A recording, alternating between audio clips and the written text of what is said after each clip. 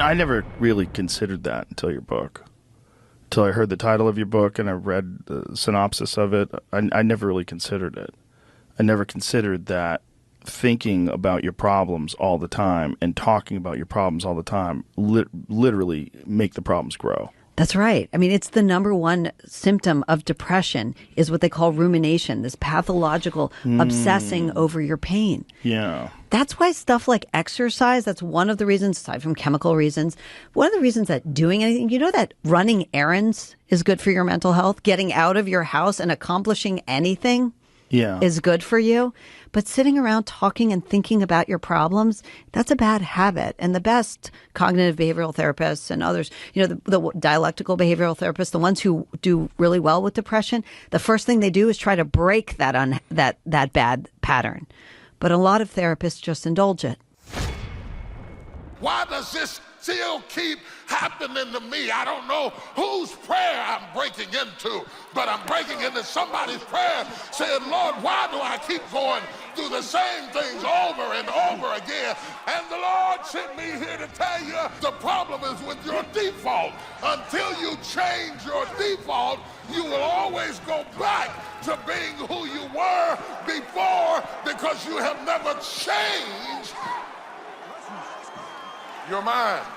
You change your friends, you change your address, you change your phone number, you change the songs you sing, you change everything else, but you didn't change your mind. There is nothing as powerful as a changed mind.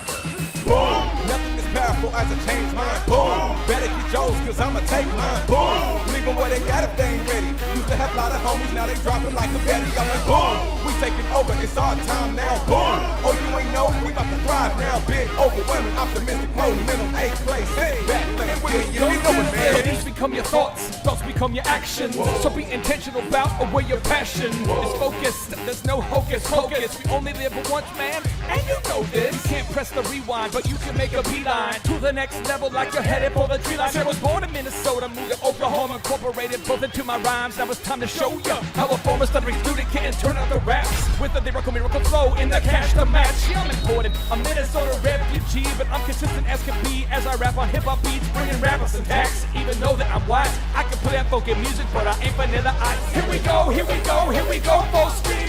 3, 2, 1, dynamite on the scene. Boom! Nothing as powerful as a changed mind. Boom! Better get yours, cause I'ma take mine. Boom! Leave them where they got if they ain't ready. Used to have a lot of homies, now they dropping like a betty. I'm like, boom! We taking over, it's our time now. Boom! Oh, you ain't know, we about to thrive now. Big, overwhelming, optimistic, monumental. Boom! And the Lord sent me here to tell you the problem is with your default. Until you change your default, you will always go back to being who you were before because you have never changed your mind. You change your friends, you change your address, you change your phone number, you change the songs you sing, you change everything else, but you didn't change your mind. There is nothing as powerful as a changed mind. Some shows don't need a celebrity narrator to introduce the show, but this show does. In a world filled with endless opportunities, why would two men who have built 13 multi-million-dollar businesses altruistically invest 5 hours per day to teach you the best practice business systems and moves that you can use? Because they believe in you, and they have a lot of time on their hands. They started from the bottom, now they're here. It's the Thrivetime show starring the former U.S. Small Business Administration's Entrepreneur of the Year, Clay Clark, and the entrepreneur trapped inside an optometrist's body, Dr. Robert Zillner. 2 men, 8 kids, co-created by 2 different women, 13 multi-million-dollar businesses. We started from the bottom, now we're here. We started from the bottom, and we'll show you how to get here. Started from the bottom, now we're here. We started from the bottom, now we're here. Started from the bottom, and now we're at the top. Teaching you the systems to get what we got. Colton Dixon's on the hooks. I break down the books. C's bringing some wisdom and the good looks. As the father of 5, That's why I'm alive. So if you see my wife and kids, please tell them hi. It's the CNC up on your radio. And now 3, 2, 1, here we go. We started from the bottom, now we here. We started from the bottom, and we'll show you how to get here. Started from the bottom, now we here. We started from the bottom, now we here. We started from the bottom, now we here. We started from the bottom, and we'll show you how to get here. Started from the bottom, now we here. We started from the bottom, now we here. Today, for the vast majority of American motorcycle enthusiasts, Harley-Davidson is known as the king of America's roads. However, in 1985, the iconic brand found itself within just hours of bankruptcy. Overwhelmed by the Japanese competition, the recession that had hit America, and the onslaught of management missteps, the company needed to change something if it was going to survive. And in 1985, the company did just that. In 1985, Ken Schmidt was hired as the company's chief communication officer and was charged with communicating to both customers and potential investors alike, while trying to work with the leadership team to find a new strategy and a path for survival.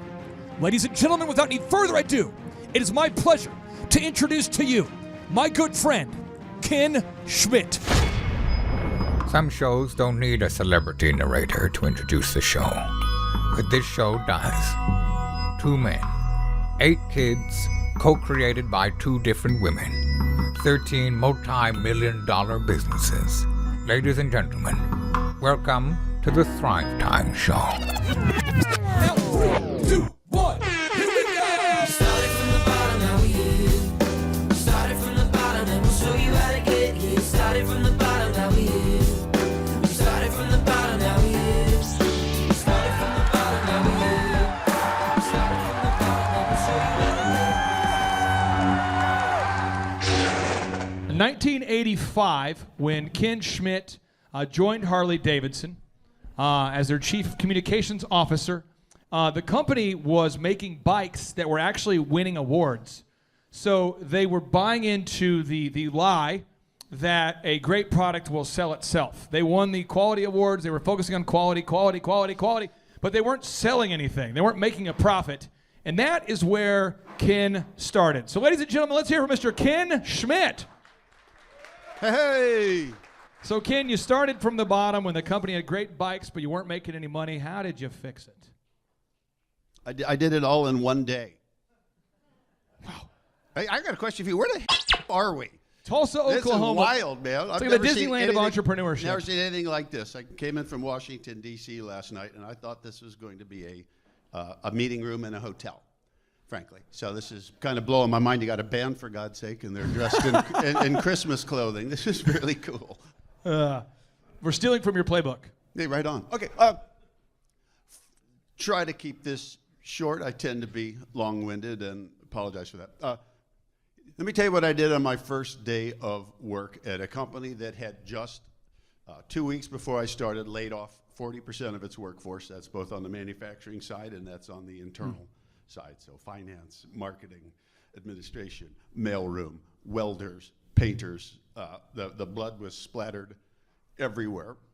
There was not a bank in America that would issue Harley-Davidson a line of credit in September of 1985, which is why my first official job at the company was putting together our communication plan to announce to the world that we were filing for bankruptcy, which I can tell you is a really shitty time to start a new job. Okay. Everyone says, "Who'd you call first? The unions?" I said, "No." I called my wife and said, "Don't buy anything." Click. Ship's going down. No money to spend, and that's a very, very important element of all this, and all the more kind of magnificent about why what we started to do began working. Because frankly, I think if we had a lot of money to spend, the company that you see and know today probably wouldn't exist. We'd have spent ourselves out of existence because we were focused, as I'll get to in a minute, on all of the wrong things. I was getting a lot of ideas from people inside the company about what we needed to do to, change the company's image, because the company had a horrendous image at that time. Think, Hell's Angels and Outlaws and Banditos and drug runners and cop killers and all that other kind of nonsense. Sounds that's pretty wrong with bad. business.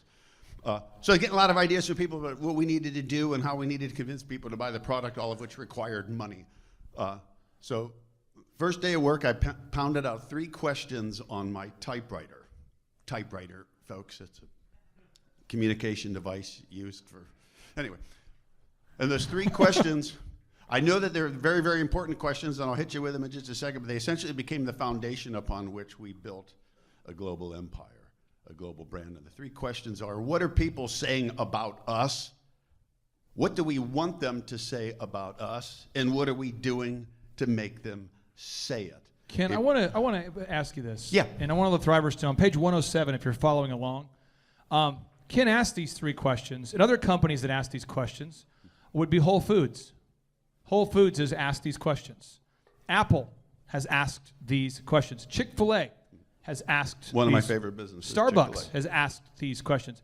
Most small business owners never ask these questions, so we get stuck talking about how we don't have a lot of resources. So once you asked those questions, tell us what happened next. Okay, but essentially the reason I was doing this was say, look, we don't have money to spend. We need to assess what our, and internalize and understand what our current reputation is, what people are saying about us, but then we also need to create our sort of, plant our flag in the sand of what we want people saying about us. What do we want our reputation to be? And then third and finally, how can we harness the power of our customer base and our dealer base and our supplier base, anyone who's important to the business, to talk about us, to spread our narrative the way we want it to be spread, so that people, won't be afraid of us, will be drawn toward us, and will see us differently than maybe they did in the past. And that's not stuff that could be done with advertising.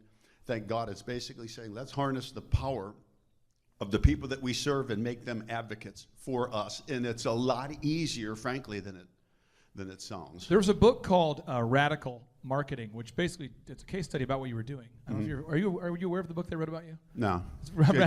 So Radical is a book that explains what Ken did, and it's really funny. No, seriously, this is a book I read about this guy before I read the book that you wrote. And so reading this book, and they were talking about how Harley customers like loud motors. Yes. You have handlebar designs you liked. And apparently before you got there, there was a rush to make the bikes more efficient, more like compete with the Japanese bikes, almost like a rush to the bottom. Can you talk to me about some of the bad ideas that Harley was pushing out that were not working before you began to ask these? To that point is we learned a horrible but incredibly valuable lesson that the rest of the world, especially people that manufacture, build, or sell a product, either haven't learned or are about to learn the hard way. As we were 100% internally focused, 100%, as we needed to build a product that was, and I need fingers for this, world-class and bulletproof and industry-leading and have superior quality and reliability and quality and all that stuff that people associate with a good product. Because our belief was, geez, the reason people aren't buying our products the way they did in the past is because stuff coming from Japan or Germany was seen as better than ours. So if we made something world class, well, everybody would come and want to buy the American option. Tons of things were done. Tons of improvements were made. Incredible stuff happening in the manufacturing plants that resulted in what you just mentioned. Absolutely world-class products coming out of Harley. And every motorcycle magazine on the planet put us on their covers, and we'd never been on bike magazine covers since like the 1930s because nobody liked us because we sold to thugs and criminals and rapists. Profitable little market niches though, so don't knock it.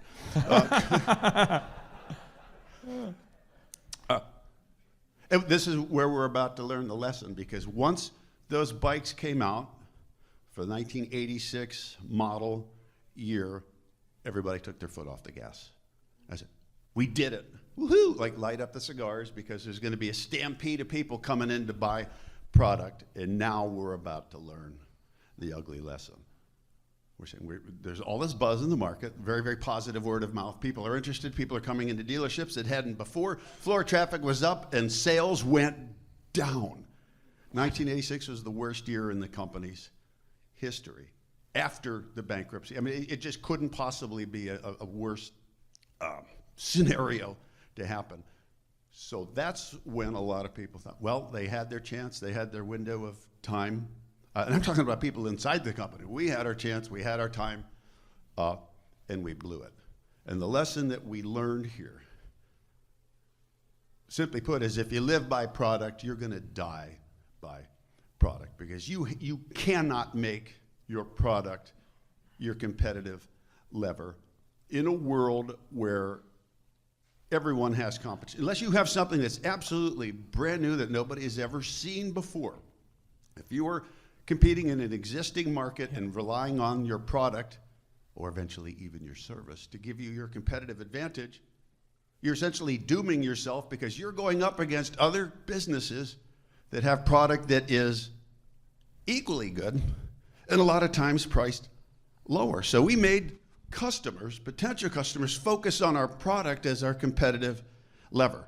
And they all said, wow, this stuff looks really good and it's awesome, but I can get a Honda for 40% of the price of the Harley. Why wouldn't I do that?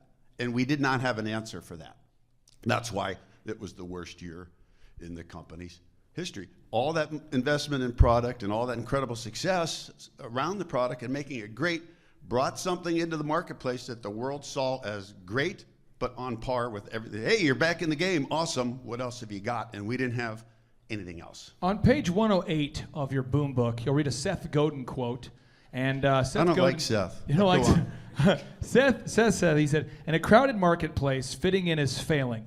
Not standing out is the same as being invisible. Boring is invisible. Remarkable people and products get talked about. You began to do things that were remarkable, that created a culture, an experience, a people who are willing to get tattoos of your brand. Now, I'm not knocking anybody out here who's a plumber or a dentist or a lawyer, but wouldn't it be cool if people loved your dentistry so much that you come in the next time and they've got Dr. Doug's dental tattooed on their arm?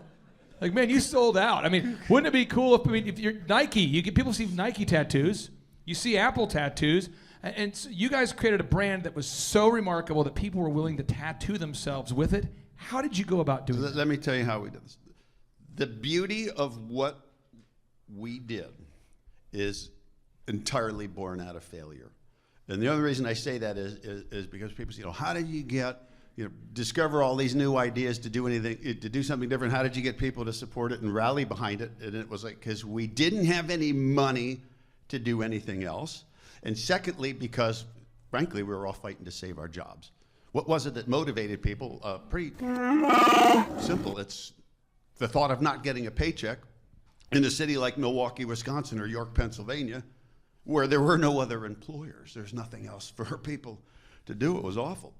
So let me tell you another accidental discovery that we stumbled onto by accident that completely changed the trajectory of the business. Because we were getting all these really positive write-ups about product, and because the product really did kick, it was spectacular and beautiful and everything else, we were really challenged by this notion of if we could get people to get on one of these things, take it for a ride, and have the same sort of experience that these guys that these critics at the bike mags are having, well, then they would see how awesome it is. The unfortunate reality was, in the bike market in the mid-1980s, there was no such thing as a test ride. Nobody, no Honda, Yamaha, BMW, Kawasaki, nobody would allow people to take their products for a test ride because there was too much fear of liability. Somebody's going to crash, they're going to sue us, right? And the whole house of cards is going to come tumbling down. We had, thank God, a very different perception of risk management, and it was essentially, we're broke. Sue us. We haven't got anything. I want to bring this up real quick because this is powerful. And on page 111, this is an action step you have to do to do what to take what he's teaching and make it practical for your life. That's called a no-brainer. It's a deal so good. I mean, to test drive a Harley for the low cost of free, that seems kind of fun. Mm-hmm. That's not conventional. Dr. Zellner, my partner who you met last night, his glasses, the first pair of glasses and the exam are $99.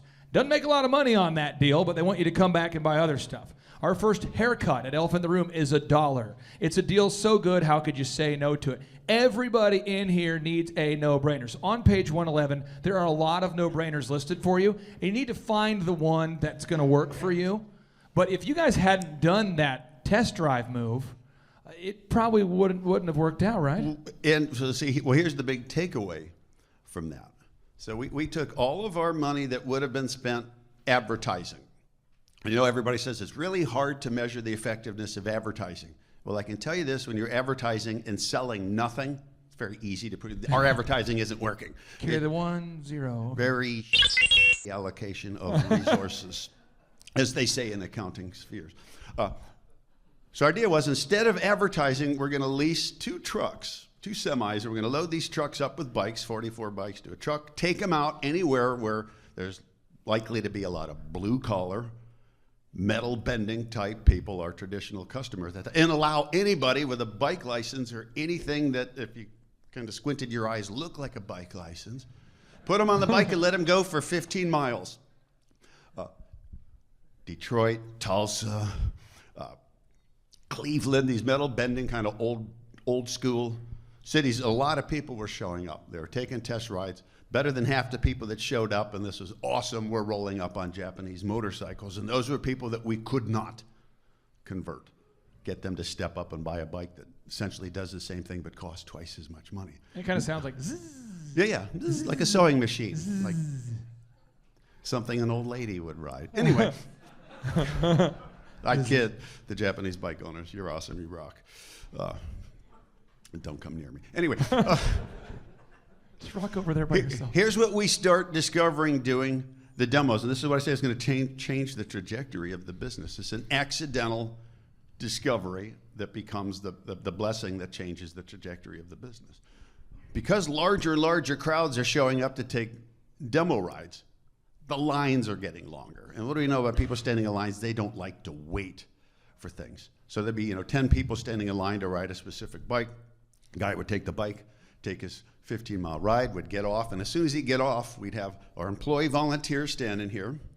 You'd have the bike right here, and you'd have the person, the man or woman who just got off the bike right there. I think we can all agree this is as selling dynamics go, it don't get any better than that. Your people, your product, potential customer. 100% of people, as soon as they would get off the bike, would do this. They'd pull their bike off, they'd pull their leg, and they would stare right at us. And the reason they're staring right at us is pretty freaking obvious. They expect us to say something. They expect there's going to be a conversation here. But what we found is anytime we started talking to this guy, the people standing in the line would start bitching. Come on, let's go. Boo, get it moving. So then we say, well, look, if we know everybody either wants to say something or wants to ask a question, let's figure out a way to do this as quickly as possible, because it would be stupid to not listen to what these people have to say. And this is when the clouds open and literally the hand of God reaches down and saves the business.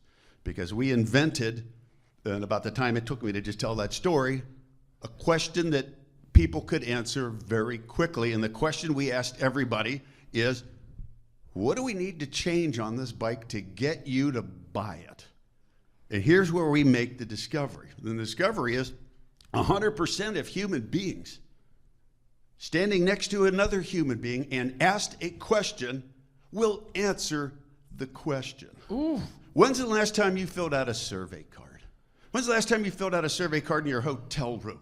Nobody does this. Why? Because we don't think it's impersonal. I need you to preach the good news on this. There's somebody out there today who's fighting this a little bit. Not here. It's a friend of yours who's at a different conference. Mm-hmm. But I'll work with business owners, not you, just fictitious business owners, but other people. And they'll say, like a lot of dentists, doctors, lawyers who I've never met will say these kinds of things. They'll say, I have a program where I text people and ask them for a Google review, mass text, or I mass email. And I go, that's cool. You have 1 Google review, and you're at the bottom of Google. And then they'll say, well, how does OxyFresh, your carpet cleaning business, have 147,000 Google reviews? We'll pull that up on the screen there. 147,000 Google reviews OxyFresh has now. 147,000 Google reviews. We're top in the world in 386 markets. And we do not ever get a Google review from emailing, nor do we even get a sincere response. So we ask people face to face, how was it today? What could we do better? We write it down, And then we ask, why is it so important to be face-to-face? Why does it not work in the digital age to automate your surveys? The more, I guess the takeaway from all that is the more human your business is, that means the more visible it is, the more human, the more you take the invisible out of the equation. That's the digital stuff. That's the faceless, baseless, nameless question or the survey. The more you humanize the business, the faster people respond to that, because we all know how to do that. And we all see and recognize value in talking to another human being about what they could do better to help us, versus filling out a survey after the fact or maybe 2 days later where you go, well, I was right there next to the guy. What's he going to do with this information now? So what starts happening is 100% of people are answering this question, and they're giving us incredibly simple but brilliant intel. They're saying, I love the bike, but I can't reach the handlebars. Could they be higher? Could they be lower? Could they be wider, narrower? Could they be curled back? Could the seat be higher? Could the seat be lower? Could the foot controls be further forward, further back, longer, shorter? Harley's a metal bending business. So the question comes down, what are people asking us to do is bend metal the way they want it bent. What are they saying they will do if we bend it the way they want to bend? They're saying that they will buy it because it'll fit their body, for God's sake. Why aren't we doing this? We had like 12 varieties of handlebars in 1985. There's probably 300 varieties of handlebars. It's one phone call. Start bending them this way. Click. Guys in the plant hit a few buttons on the CNC machine and the bars come out this way. Almost immediately, word of mouth in the industry starts going in a completely different trajectory. And media and bike mags are writing about this because no businesses were doing that at that time. They're gathering customer intel, and here's the important thing, doing it right in front of customers so that they can see you doing this, asking the questions, gathering that intelligence, but we're also seeing a result, and seeing the result pretty quickly. A few months later, there's stuff coming out into the market, and we're not saying buy this stuff because it's cool. We're saying buy, this is what you asked us to do. And this is what we're doing. We're listening to you. We ride with you. We can't succeed without you. All messaging was about the rider or the potential rider, taking the focus away from the product and putting it on the person that we wanted to sell the product to. Let's think about what you learned and how it affected the actual dealerships. Yeah. Because we go to page 112 of the Boom Book. How many people, by show of hands, have a brick and mortar company? How many people have a service where you go out to someone's home, you go there? Okay, so for OxyFresh carpet cleaning, the business that I've helped coach for years, we were showing that to you. We've now top in Google in the world for the phrase carpet cleaning quotes. A lot of people said, we would like, these are face-to-face conversations, we would like it if you would have uniformed people showing up to clean our carpets. And we'd like it if the uniform, if it was a nice uniform, if they showed up on time, if we could book a time and they were on time. If they would ever take a shower previous to coming over, that would be awesome. If they could use less water so my carpet wasn't wet, for a week. If you guys could find a way to do that. If we could schedule online, and if you see page 112, there's a big checklist of things you can do, specific things to create this kind of wow experience. But how did the feedback you got from the bikers, how did that work its way into the dealership experience? How did you change that? Pretty easy, because as we're standing, this was literally when we were doing these demo rides and taking these trucks out with a small band of employee volunteers. This was literally the first time for most people that in most markets that we went into that motorcycle people could stand toe to toe with people from quote unquote the factory. So now I'm talking to factory people here at Harley. I mean, it blows my mind that wasn't happening, but it wasn't. We sold a product, dealers bought the product, and they resold it. So now they're standing toe-to-toe with people from the factory, and they can see that these people from the factory are asking them questions about this thing that we do and how we can do it better and serve people better. And people were really digging that, but a lot of feedback we were getting from people was, I'd really like to buy the product. And it was mostly men at this time, and it's kind of important to realize at this time that the single largest hindrance to motorcycle ownership wasn't ability to ride a bike, it was spousal or important other approval. And my wife will not enter a Harley dealership with me because they look horrible. They look scary, they're full of criminals and thugs and drug runners, right? Selling these unreliable products. All this ugly stuff surrounded the most important part of the business, the point of the sale. So we get in a meeting room like this full of our dealers, Dealers who are literally hanging by a thread. A lot of them filed for bankruptcy. A lot of them lost their franchises, second, third, even fourth generation people. The ceiling's about this high. 90% of people in the room are smoking. It's hot. It's kind of a hostile environment, and we have to get in front of them and say, look, you're scaring people away. You are scaring people. They're not comfortable with this environment. People that are curious that want to come in are not coming in. And of course, they didn't take that feedback very well because it was basically blaming them for the problem. But we said, but what if, because we're positioning the product that we sell as a premium product, which is a fancy euphemism for really frickin' expensive. If we're going to be selling something that's premium, the environment has to reflect that. We have to have that initial visual connection that, like, wow, this is high end, this is really cool. And we didn't have that.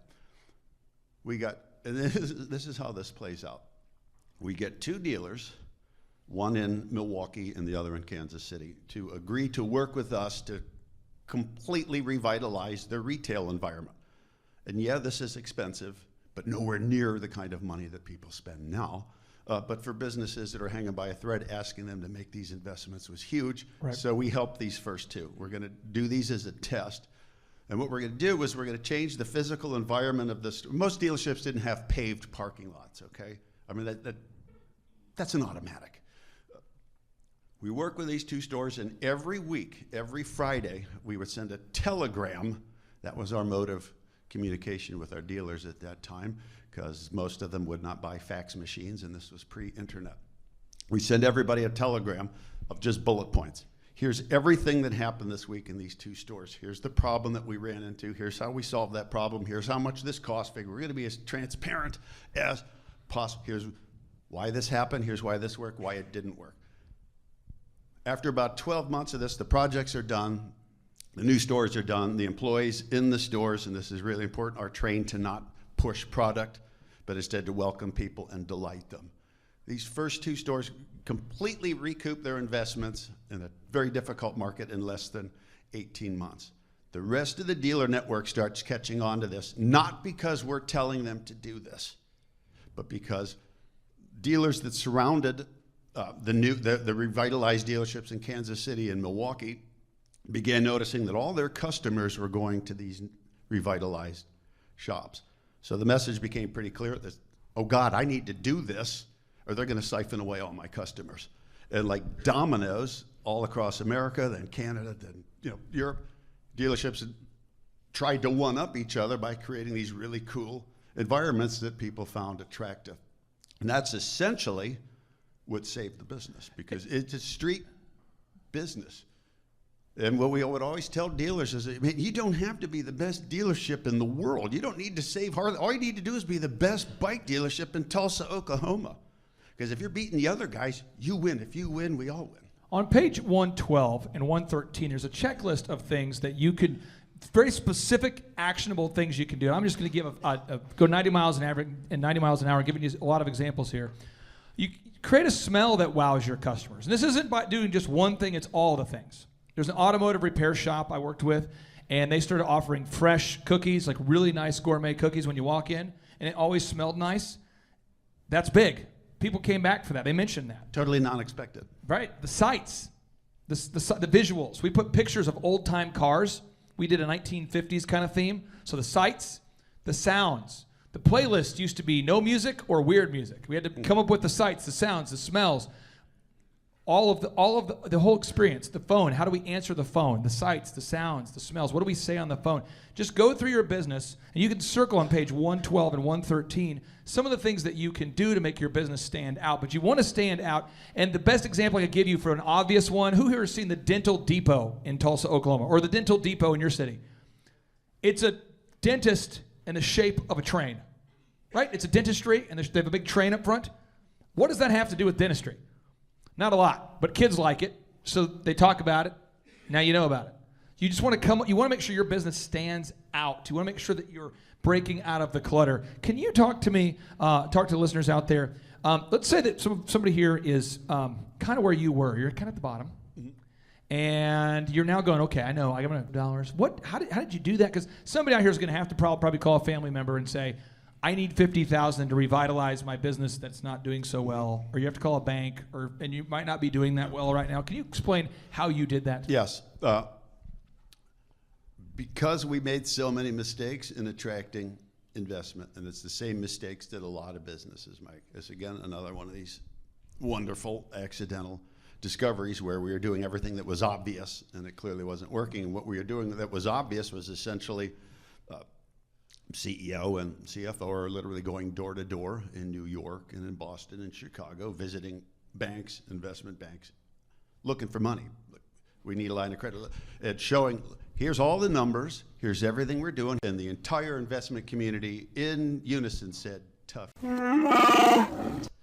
We don't care.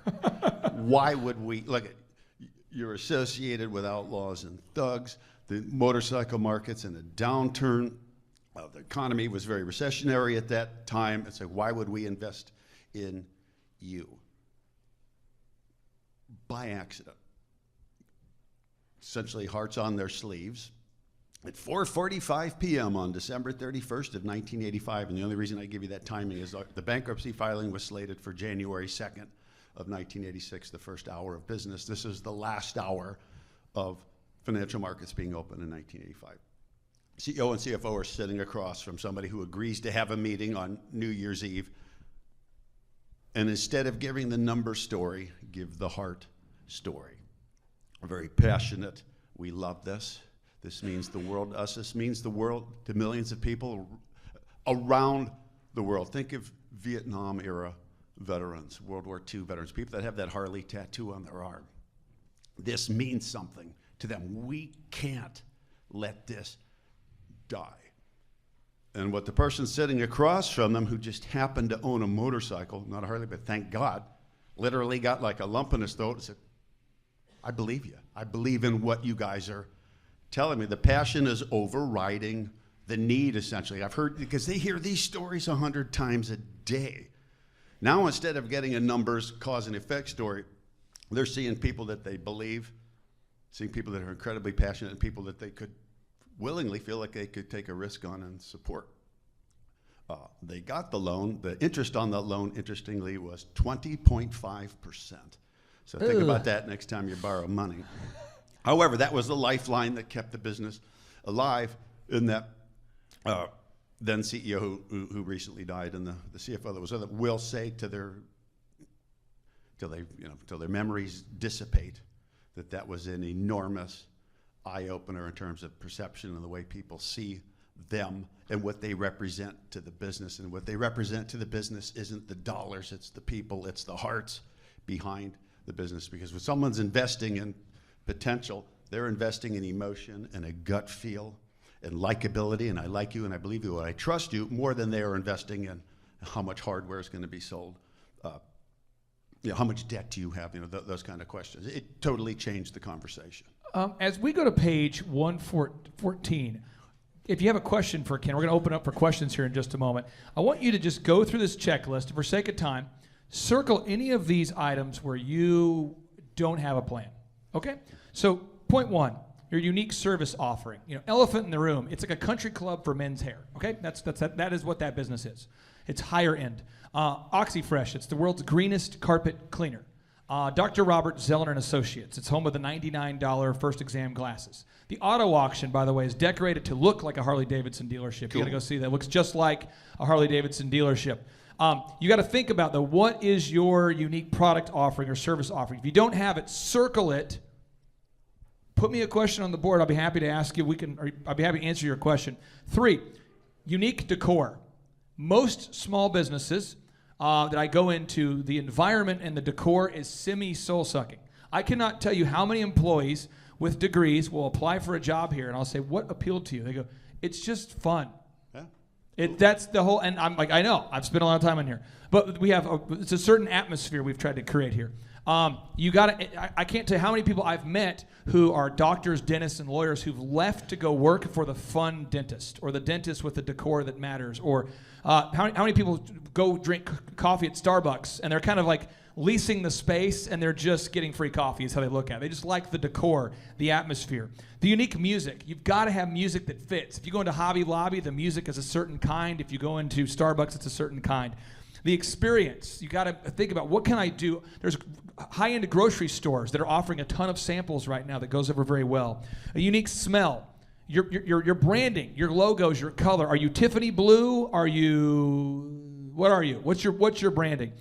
Give back. People today, according to a book called, it's Jackie Freiberg's research, and they researched Lululemon and Warby Parker and Tom Shoes and Apple, and people are 3 times more likely to buy from a company that gives a percentage back to a charity than one that doesn't. 3 times more. If you're comparing this plumber versus that plumber, the one who gives back, you're willing to do business with them.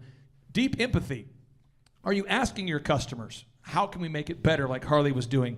And just the overall experience. I mean, do you have it nailed down? Southwest is the funny airline with the low fares. Disney is the most magical place in the world, right? Whole Foods. If you have dreadlocks, you'll probably get hired to work at Whole Foods. Right? Everything's written in chalk. It's a certain experience. There's a guy who is obsessed with kale working at Whole Foods. It's just a thing. It's a culture. What is your culture? Now, I want to open it up. We got about 15 minutes here of Ken's time. And I want to open up for any questions that you guys have. It could be related to branding or marketing, or it could be related to his time at Harley, or anything at all, really. And if it's crazy, he'll stick me on you. So what's your question for Ken? Yes, sir, Nathan. So the question is, most business have to pivot at some point. And you're asking, what again now? That's a great question. And yes, there was a little luck in there, but not luck in terms of, we had lucky charms. Luck was more that we took what we were beginning to see and actually acted on it, instead of doing what most businesses do, which is continuously talking about acting on it and then never actually doing it. The fundamental change, the fundamental pivot point in your vernacular was when we were out doing those demos and we found that people want to see us succeed. And when we were asking them questions and involving them in the process, what do we know about people? People support what they help create or feel they help create. So if they're involved in the process of changing the product or changing the service or changing anything, they're going to come back for more of that.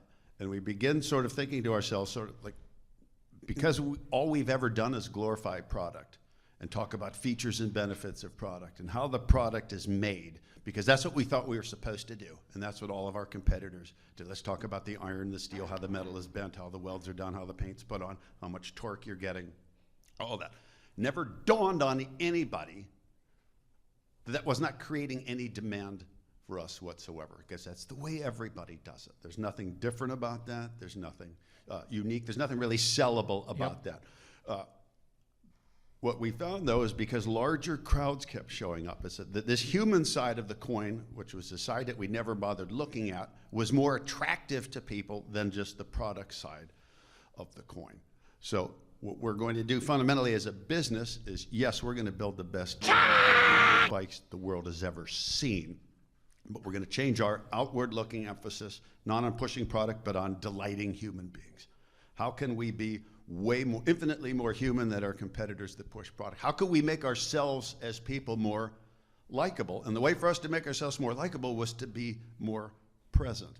It was to get in front of the people that we hope to serve, let them see us serving them, and let that word of mouth, let those people tell their friends. And that's exactly what happened.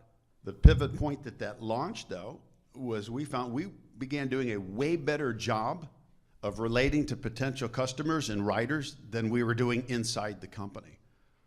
There's a fundamental rule that says the way people see your business is a direct reflection of your internal culture. So there was a disconnect, and we were awesome at relating to customers, but we didn't talk inside the company to each other very well. So we were saying, look, if we're making the needle move by getting in front of the people that we hope to serve in the marketplace, that's what we have to do on the inside. I need to delight. If I'm in the parts department, I need to be delighting the people in the engineering and the manufacturing departments. They're my customer. I need to get in front of them, ask how I can serve them better, ask what we can do together better, what an absolute mind-blowing success would look like to them so that I can provide that to them. As that begins to take hold, and with executive leadership, CEO banging on this, we're going to be visible, we're going to get in front of people. I, as a leader, am going to make good and I'm sure that everybody in the business is doing this. Once that took hold, the world saw us for who we were, right? The culture reflected the reality. This is a very human business, a very caring business, a more likable business. At the end of the day, to the point you just made, if you're just a little bit more likable than the people you're competing against, you win 100% of the time. Because you can't sell me anything I can't get from somebody else for less money. But if I like you a little bit better, I'm coming your way. I will say that there's a notable quotable from Seth Godin that somebody needs to hear today. He says, if you're remarkable, it's likely that some people won't like you. That's a part of the definition of being remarkable. Nobody gets unanimous praise ever. The best the timid could hope for is to be unnoticed. Criticism comes to those who stand out. So as an example, if you voted for Obama, you didn't vote for Trump. And quit saying you're moderate, because you voted for one of them. And so you can't sit there and go, I'm kind of in the middle, because you'll never win. So have you ever heard a Harley? I mean, you can tell it's a Harley. You know it's a Harley. And some people are like, I would never drive a Harley. That's okay. They don't need everybody to like them. They just need some people to love them. And so you've got to figure out your unique value proposition. There was a plumber we worked with in San Jose who realized that no one in town knew who he was. So he auto-wrapped all of his vehicles in neon green. And his whole theme was, we'll save you green. You call us, the service call is free. So we'll show up on time. The service call is free. So you don't have to wait on us. We'll get there. It's a free service call. When we get there, we'll diagnose the problem. If you want us to fix it, we'll quote it right there. But if not, we won't, you're not going to wonder what's the bill going to be, but it's free to come out, And they're neon green. And he'd gone into bankruptcy twice. And I talked to him and I said, why did you finally auto-wrap your vehicles neon green? He goes, well, I thought about it like 2 bankruptcies ago. But I just didn't want to be ever made fun of. I didn't want to be cheesy. And then my wife was like, we are lucky to be in business this third time. We need to stand out. And so there's somebody out there fighting that idea. Like, you kind of have an idea of how to stand out, but you're kind of afraid to do that. And Harley has done a great job with that. What other questions do you have for Ken Schmidt? Anybody? Yes, in the back, Mr. Scott, I believe. And then we'll go to you, sir. Correct. Humanity. Remember I said that the product was seen as awesome, and dealership floor traffic went up, but people weren't pulling the trigger. And then we're asking dealers, like, why can't you close the deal? Using all the selling vernacular. Why can't you make the sale? Why can't you close? Did you tell them about the quality? I said, of course we told them about the quality. You tell them about all these awards we got. Of course we did. So why aren't they pulling the trigger? And I said, because they can't justify the cost. Like, what are we really paying for here? And that's really sort of the pivot point where it's product to product. You couldn't win on a dollar standpoint. Our stuff was like 50 to 60% more to do the exact same thing. Go forward. So the decision, well, do we have to lower our price to compete on product, which of course is a sucker's game, it's never going to pay off for us, or do we find this different way to compete? And management hated having these discussions with us. They hated it because they were manufacturing people, manufacturers, engineers, finance people who grew up in a world of product. And geez, the product speaks for itself. You know who says the product speaks for itself? A jackass. All right? I mean that. They do not. Anybody that believes that is screwed. You might as well pack it up and go home. The world has never worked that way. I'm gonna heal somebody out here that needs a healing. Here we go. I've run into a lot of people that have a really cool product they've made, like a hair product or a product, a new shampoo or a new widget, and they said, I'm going to sell it on Amazon and make millions. I'm like, I just want to throw it out there for you. If you're going to try to compete on price up there, you will lose all of your savings, and then you'll say you're right. And I've had so many people call me back 4 or 5 years later going, I got killed on Amazon. You've got to find a different way to stand out in this cluttered commerce. You have to stand out. You can't be the lowest price, that's what you're going to die. Unless you can be. Unless you're like Walmart. Yeah, I mean, Walmart is scaled to do that. The that's average like the business only is not. example. I mean, Faith, I think it's Faith, right? You got a question, sir. How did those big pivot conversations go with key players? Initially, those discussions went pretty horrible because essentially what we were looking to do is entirely reinvent the business in a very short time frame. Because at that point in time, by the mid-'80s, the company's over 80 years old. It's one of the oldest manufacturing companies in the world, building motorcycles. So that everybody working for the business knew just one thing: build product, sell product, service product. So asking people that are dyed-in-the-wool product people that radically changed the approach of the business was not being well received. And it wasn't being well received just because we were asking people to change their approach. It wasn't well received because of where the message was coming from. And where the message was coming from was, quote unquote, the corporate office. You're the ones that screwed up the business. You're the ones that drove it to bankruptcy. So why should we believe anything? Why should we listen to you? That was the pushback. Remember I mentioned the two model dealerships that we built. We learned to shut up.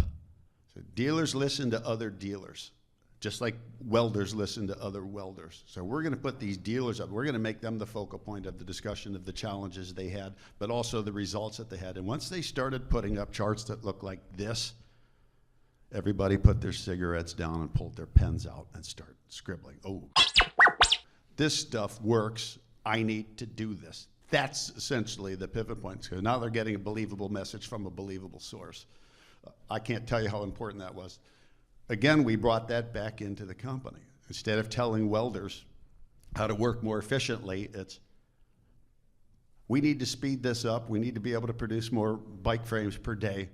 How would you guys, if you were running this company, do it? 100% of people asked a question will answer the question. They'll say, here's how I would change the layout, says guy who's been welding for 25 years, who knows a lot about what he's talking about. Powell, we're going to give you enough rope to hang yourself. Go do that. Do it. They would do it in other departments in the business. Well, we want to change what we're doing over here in the paint department. Let's see your plan. Do it. It becomes a very contagious thing when people feel a sense of empowerment and accountability. People are watching me. I'm taking a risk here. If I do it and it pays off, I'm going to get a lot of praise. I'm going to get rewards. It's going to help the company. It's good for everybody. And again, it's very, very contagious behavior. And that's sort of when leadership starts saying, hey, our job isn't to tell people what to do.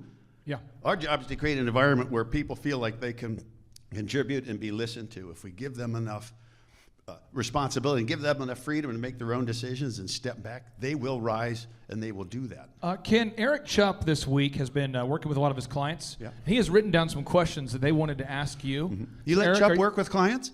They're faux clients. They're not real clients. We tell them that. Okay. My mom and some other people. Paid friends. Okay. I love Chuck. He rocks. One of the questions that I actually had as well as when I was talking to some people is, you guys knew there was a change that needed to happen in the business, and how did you guys get past suffering from that paralysis by analysis mentality and getting into action like you were talking about? No money. Okay. So no other option. Because I spent a lot of time in Detroit, especially late 90s, early 80s, talking to car companies, and they're all, everybody wants to do the same thing. Everybody wants to get more competitive. Everybody wants to make more people buy their products. Everybody wants to create magic at the point of retail. They'd always say, how did you motivate people? And the lucky blessing we had is we were broke. People realized we have to do something different or we're screwed, versus look at Detroit. They'll do nothing for years. I'm not going to argue with every motivational speaker in the world. Maybe there's one who agrees with me. But the thing is there's this, people say fear means false evidence appearing real. That's what it means. That's what I struggle with. Wow. Well, growing up without money, to me, it's always meant for real evidence appearing real. Like, I have no money, so I'm going to get 3 jobs. And people typically don't look for a breakthrough until a breakdown. They like to get to the very bottom, to their last dollar, to their last day, to the last, divorce, pre-divorce thing, right to the end of the last counseling session, to the end of then like, I need help. And I think the sense of urgency that they felt at Harley was caused by for real evidence appearing real. It wasn't like this false fear. It was going to end. And that's I think a lot of small business owners, we think we have longer than we have to make it work, but we got to make it work. You know, we got to have that sense of urgency. Chuck, you have a couple more. And also, there's that internal sense of optimism. Things are going to turn Here it goes. my way because I work so hard and I believe so much in this that people are going to see that and they'll see us for who we really are, and then we're going to rock and roll. Law of attraction. Yep. Come on, money. Money cometh. Money. Who's seen that guy? Money cometh. Money cometh. It's not. You can't donate $10 to your church and get 1,000 back. Because if that worked that way, that'd be the new banking strategy. Let's donate all the money to the church and get tenfold return. Stop that.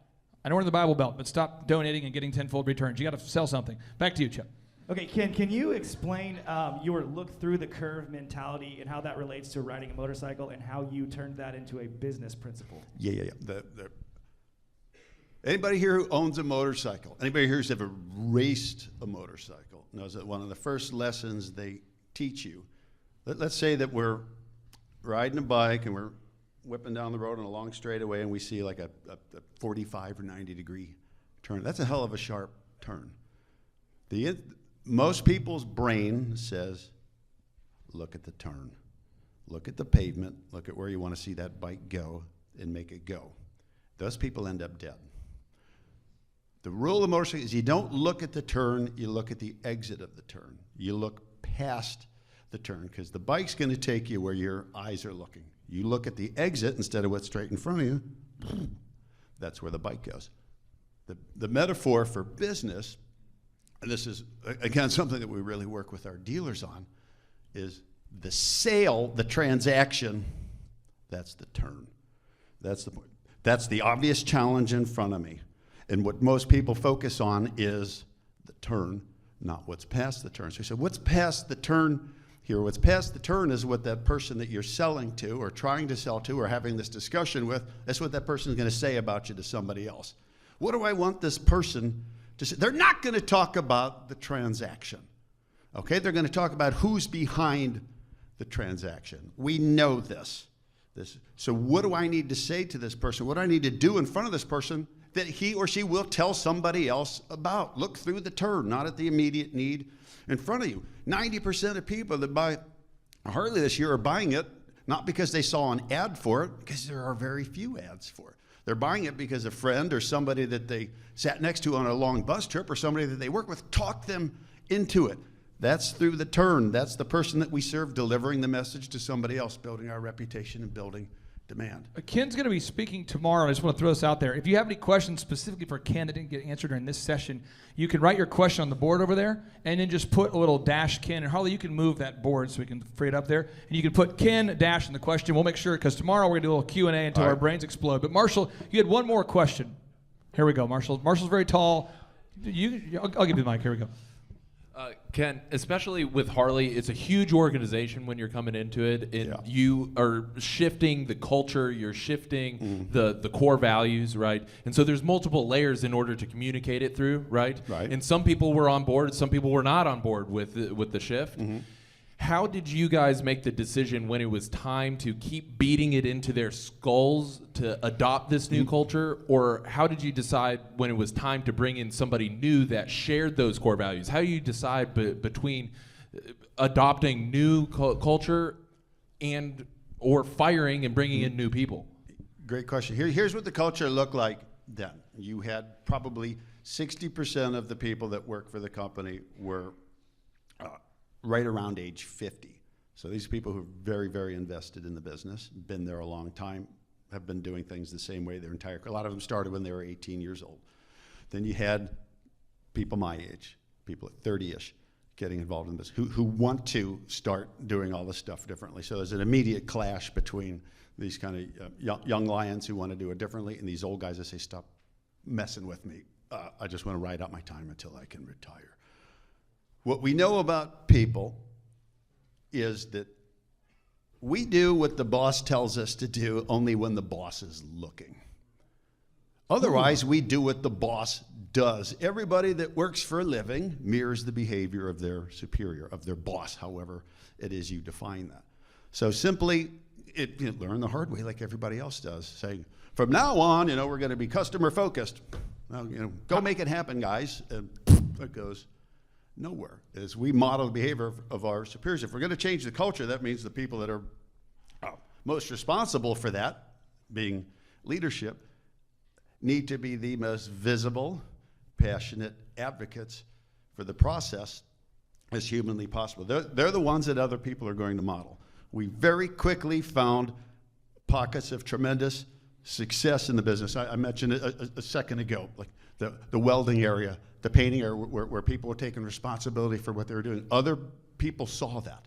Hey, we want to do this too, but we also saw other people, other departments that for whatever reason were unwilling to change and weren't showing up at meetings. And I need to tell you, this was a union environment. So when people were coming in for these meetings about how they were going to be changing their work areas, they're doing this on their own time, which in a union environment typically doesn't happen. Again, they want to save their jobs. We also saw areas where absolutely nothing was happening, where employees that were working in those departments were posting for every job available anywhere else in the company. It's like, I want to be over here where good it's happening versus here where nothing's happening. 100% of the time, it was very easy to identify the source of the problem, and that was a leader, manager, team leader, department head who simply wasn't buying in. That's old guard and do it the way we've always done it. Screw these guys, they don't know what they're talking about approach. Essentially, every one of them got the sit down, and you know what the sit downs look like. You're going to get along or you're going to go along. You're going to be gone. And we know about dominant businesses is that people actually like accountability. A lack of accountability creates chaos. When employees see people in leadership functions within the business either being disciplined or being suddenly gone, they get the message pretty clearly. Like, hey, this is for real, folks. We need to do this. And I, as a leader, need to be exhibiting this behavior or I'm going to be next. People bought in. And once the tide changed, and once the world suddenly fell in love with us, every media outlet in the country said, look at what this company's doing, all this really amazing, very, very human, very, very simple stuff, and look at what the results are. Obviously, morale goes up, more people support it. Hey, how can I get involved? I want to do stuff too. I want to get promoted. And I want to be seen as somebody different tomorrow than I am today. Well, what do I need to be doing different, to get the promotion, to get the pay? Thrivers, what we're going to do here is we're going to take a break till 10:20, but I want to make some housekeeping notes. Ken will be speaking tomorrow. We come back from the break, we're going to be talking about branding. Anything you need to know about branding, improving the image of your company. We're going to take a break from 10:05 to 10:20, and then Paul Hood is going to be serving lunch today, I believe, from courtesy of Los Cabos.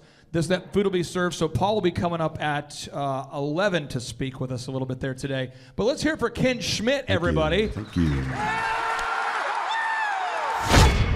Thrive Nation, if you're out there today and you're saying to yourself, well, what do I need to do as a result of what I've just learned? Well, let me give you an action list of action items that you can actually do as a result of what you've learned here today. Action step number 1. Take time to interview at least 100 of your current customers. Again, if you're an existing business, interview 100 of your current customers. Or you can interview 100 of your former customers. But what you want to ask them is this. You want to ask them this question. On a scale of 1 to 10, with 10 being the highest, how happy were you with my service and why? When they give you a number, an 8, a 9, or a 10, again, ask them why. And say, well, what could I do to take your experience with our product or service to a 10? And write that down. And once you've done that, you've now learned how to improve your business. Now, action item number 2 is create a product or a service that stands out from the clutter of commerce. Don't make a product that fits in with every other product. Harley could not beat the Japanese by out producing efficient motorcycles that sounded like zzz. They had to beat the Japanese by creating massive, loud, and arguably obnoxious American-made vehicles that their ideal and likely buyers would like. And the tricky part about making a remarkable product or service is that universal praise isn't possible. It's never going to happen. To quote the former Thrivetime show guest and the New York Times multiple times best-selling author Seth Godin, he writes, if you're remarkable, it's likely that some people won't like you. And that's part of the definition of being remarkable. Nobody gets unanimous praise ever. The best the timid could hope for is to be unnoticed. Criticism comes to those who stand out. So Thrive Nation, there you have it. Listen to your customers. Give them what they want and break out of the clutter of commerce with something remarkable. And Thrive Nation, if you learned something today, I would encourage you to share this with a friend or a family member. You can download each and every show on iTunes, on Spotify, on iHeartRadio, or by just simply streaming the podcasts live at thrivetimeshow.com. Without any further ado, as always, 3, 2, 1, boom! I mean, I remember some bills of $4,500 a month just to get leads that I was having to pay for. And that's only get a lead and a contact, to where now I'm paying you $1,700 a month, and I got 80 some leads last week alone, and I paid you $1,700. And to me, that was huge for my industry. That was one huge thing that just blew me away. Okay, folks, money is a magnifier. That's what it is. Money's a magnifier. It's an amplifier. It just makes you more of who you already were. So as an example, if you're a complete jerk and you make a lot of money, you'll become a bigger jerk. And on today's show, we're interviewing a longtime client who's a really nice, kind, decent person. He doesn't claim to be perfect, nor do I think that he's perfect, but he's a guy that I use over and over and over. I utilize his services to plant trees and do landscaping for my family, for my business, because I really enjoy him as a person. I consider him to be a friend, and it's been awesome helping him magnify and grow his business.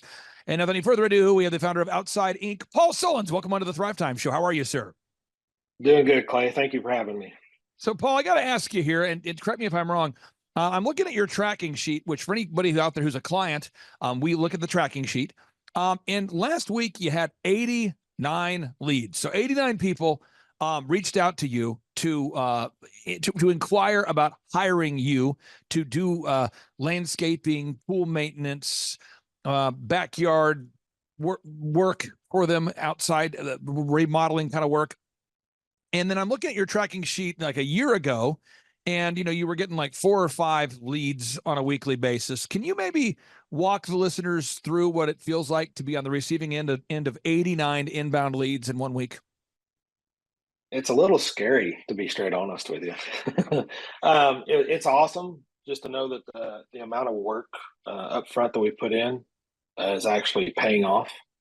You see these people, you hear all these things, and you're like, hey, it's going to be there. It's going to be there. And it's been kind of mind blowing to sit there. And, one of my office ladies comes in and goes, we've got 56 calls in one day right after a rainstorm. And to actually realize the work and the effort that we put in is actually coming to fruition. It's been amazing. Well, what I'm going to do is I'm going to pull up your website, and I'm going to showcase what you do so people can get a little context and know you're not a hologram. Outside Inc. Irrigation. Outside Inc. Irrigation is one of the websites. Also, folks, if you do a search on Google for Outside Inc.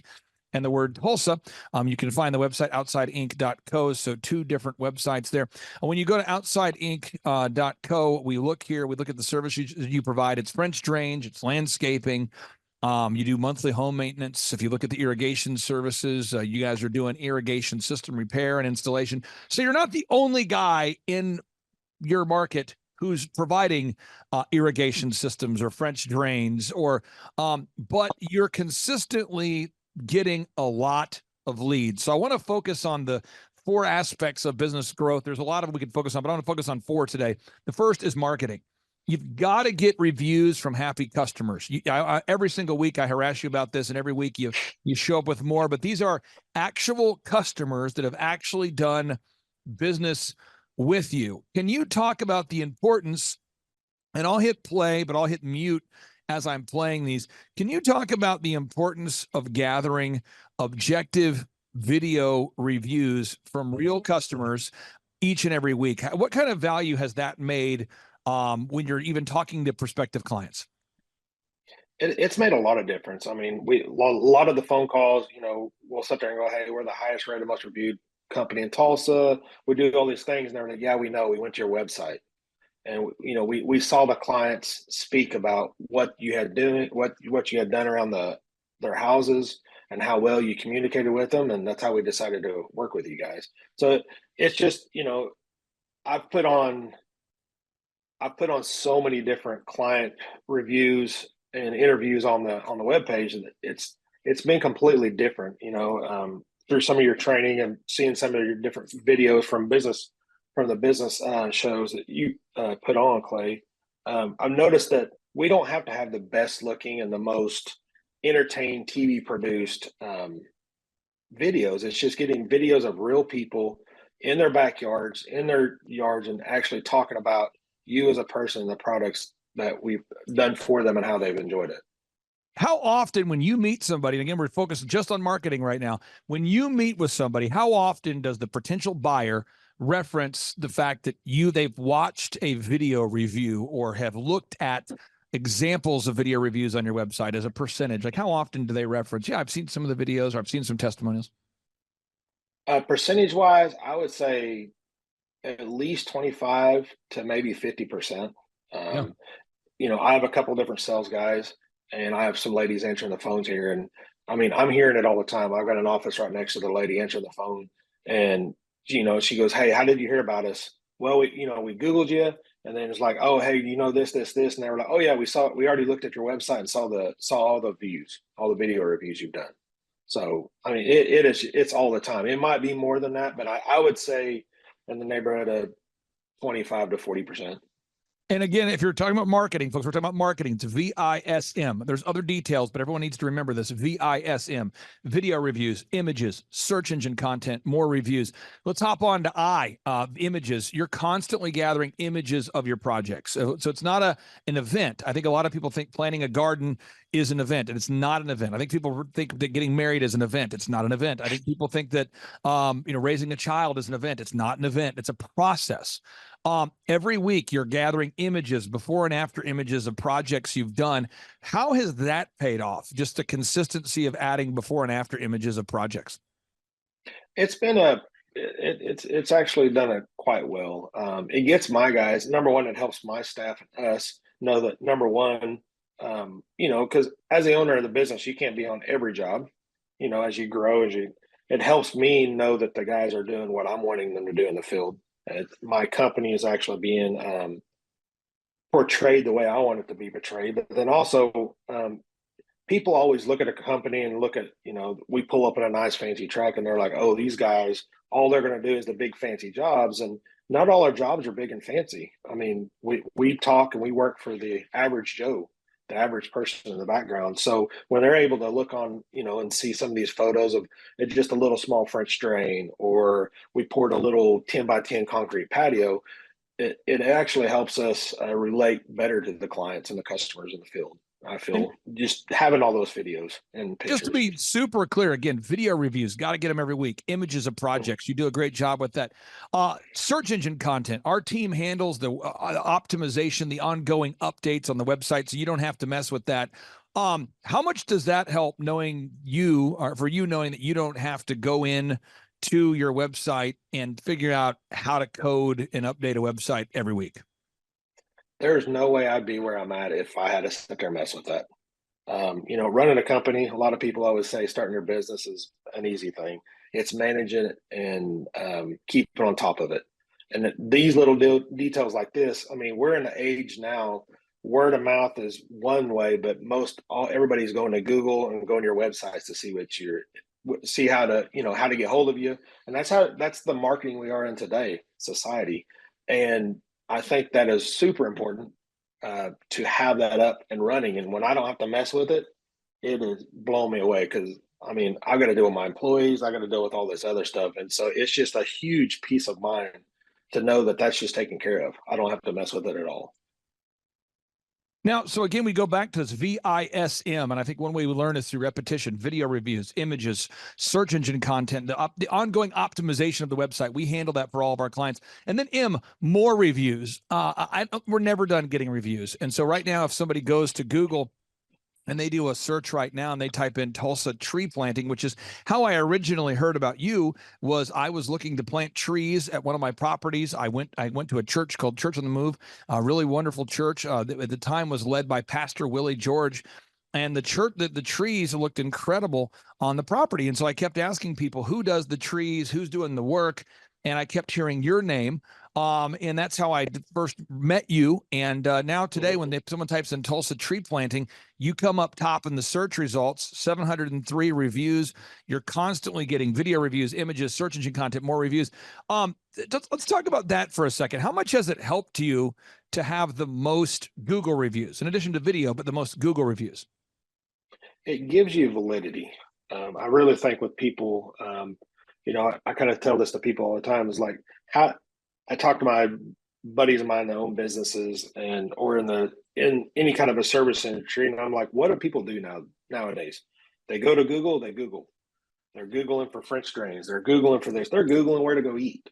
And if to be at the top of Google gives you the opportunity to actually talk to a client and to bid it. Now, we still have to go out and sell the job to the client, but it's been very important and very helpful to be able to be at the top to be able to get that. I don't know if I quite answered your question. No, this is great. And you've got the 4 aspects of business I want to focus on today. Again, step 1, marketing and branding. We covered that. The web branding is just anything people see, the website, the print pieces, the logo, the auto wraps. We handle all that with you. We do a lot of that work behind the scenes. That's marketing and branding. The second step is sales. Sales is converting an ideal and likely lead or an ideal and likely buyer into an actual buyer. And I believe that a lot of times, and I've worked with companies in the past that helped me with my marketing when I was first starting DJConnection.com, and I would say, well, yeah, I'm getting a lot of leads, but I'm not selling anything. And they would say, we don't really help with that. We just focus on the marketing or just the branding or just, I want to get your thoughts on the sales thing. You do a very good job of tracking. I won't share your tracking numbers on today's show, but you do a very good job of tracking. This is how many leads that came in. This is how many people bought. How has that helped you measuring and tracking your sales? Number one, it helps me because as I've grown, I've got multiple salesmen that work with me. Number one, I'm able to see what my guys in the field are selling every week. And it also gives me time and to see, or not time, but gives me the capabilities of looking and seeing how our ebbs and flows are in my business. Because I'm an outdoor service company. So in the springs and the falls, it's able to see when I need to gear up for employees, when I need to gear up and get guys ready for stuff, when our downtimes are. So, over the last 2 years, I'm able to go back and look at going, hey, January and February is going to be real slow. December. So I really need to start as a business owner in October, September and October, start pushing sales and start finding different ways to be able to get more business to keep my guys going so we can book out over that time. So if I wasn't able to track my sales, my leads coming in, the jobs were sold, I wouldn't know. You get so busy in your day in, day out, you don't focus on that stuff. And, me meeting with you every week as a business coach and able to sit there and look at that stuff every week, you get trained to be able to look at that stuff and be able to see stuff ahead as you're growing your business and not looking in the rearview mirror going, man, I wished I would have kept that going, or wished I would have known about that 6 months ago, because then I would have been able to adjust then to help us now. And now I'm sitting there going, hey, I got to make money to pay bills, and we got to get some jobs sold. And I'm working in the rearview mirror trying to get stuff closed that we should have been working on 3 to 4 months ago. Now, most of the clients I work with, I charge clients a flat rate of $1,700 a month plus a small percentage of growth. And the idea is hopefully I'm the cheapest employee that you have. So you look at it and you go, okay, I'm paying this guy $1,700 a month. Okay. Hopefully I'm the least expensive person on the payroll, the least expensive line item. But over time, once we produce fruit, hopefully that small percentage of the growth makes it all worth it, and so that's the idea, is to achieve that true win-win. And so the third aspect of the business coaching I wanted to cover on today's show is management. So you look at a great project like this, you got to do marketing, branding, true. Step 2, you got to do sales. But 3, you got to manage. And I think that most people who are self-employed feel sort of isolated and annoyed. I feel like most self-employed people feel isolated and annoyed. They feel like, am I the only one seeing the level of jackassery that is often allowed in the American workplace today? and I have to work with all my wonderful clients to teach best practice management systems. And I think you do a fine job of that. That's something that you, in my opinion, is one of your strengths. You do a very good job of communicating the expectations directly to the client, and you manage those expectations. You tell the client, "Hey, Mr. Smith, hey, Miss Smith, we're going to have your pool, your pool remodel, or your pool fix, or your pool house fixed, or your outdoor siding project, your outdoor landscaping. We're going to have your retaining wall. We're going to have whatever the project is. We're going to have it done by this particular day. It's going to cost this amount of money." And you do a very good job of managing that relationship with the client and then managing those employees behind the scenes. Can you talk to us about the importance of just mastering management techniques? Well, I don't know if anybody's ever a master. Um, one of the things I've learned, and I've had clients over and over in my field sit there and go, "Man, when you said you were there, you were there. You were there every time you said you were going to be there, and you did what you said you were going to do." And that, number one, I like to be a man of my word. I mean, I like to be able to tell people when we're going to be there. I work in the outdoor industry. I mean, it rains. We're in Oklahoma, so you're going to have delays.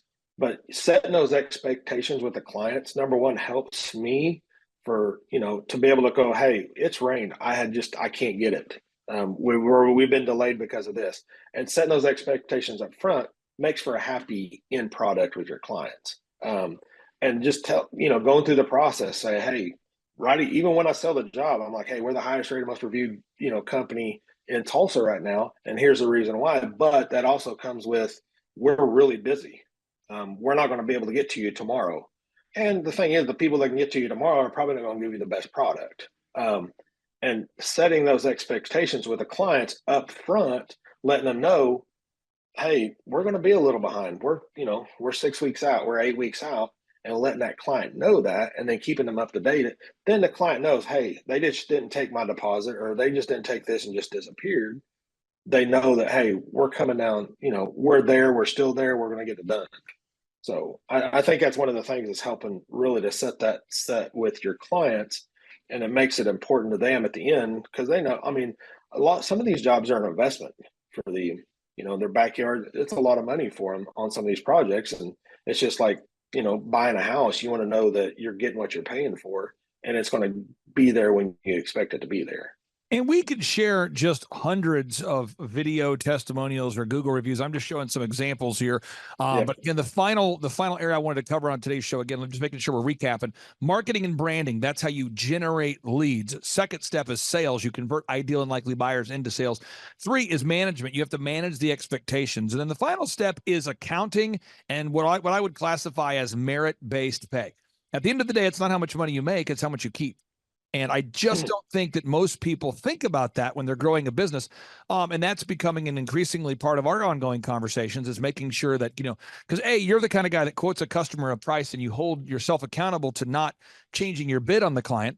But that doesn't mean that subcontractors or employees won't try to change the game on you and all of a sudden drive up your expenses. So can you talk about that final step of just the accounting? Because I think a lot of entrepreneurs, when they look out for them, when they reach out for a business coach or a consultant, they don't think about the accounting. But I would argue, as we continue to grow Outside Inc., the accounting aspect of your business is becoming a bigger part. I firmly agree. I just come out of a meeting talking about accounting and bills and what's coming in, fresh on my mind. And as you grow your business, one of the things, I think, as you're young, you're just trying to get jobs done. You're just trying to get whatever you can go. But as you grow, it becomes a huge part. It becomes, I think, more than what most people think it's going to be. And getting, keeping the money and keeping the accounting, it's just like this last year, Clay, me and you had been talking about, doing merit based. Because I think if you pay people enough where they're comfortable, they stay there. They don't want to grow. As your business grows, you want to grow. You want to give them more money. Most people want more money. I think everybody would, not frown against getting some extra money. But as a business owner, you want your salesmen, you want your guys out there in the field wanting to be able to make more money. And if you just keep them on an hourly basis, there's no growth for them to perform better and to make more money. So this last year, I've switched my sales guys to 100% commission. I used to have them up a base, and I put them over to commission. And the amount of calls of clients looking for their bids has got cut down in over half. He's selling more jobs by, I would say, 30 to 40%, maybe even more than that, since we've been tracking it. And it's made a huge thing. Because the thing is, if he doesn't sell, he doesn't get paid any money. And so, especially when you find people that are eager to make more money, they're going to sell more. This is one thing I wanted to bring up, and I'll let you go here because I know you're a busy guy here.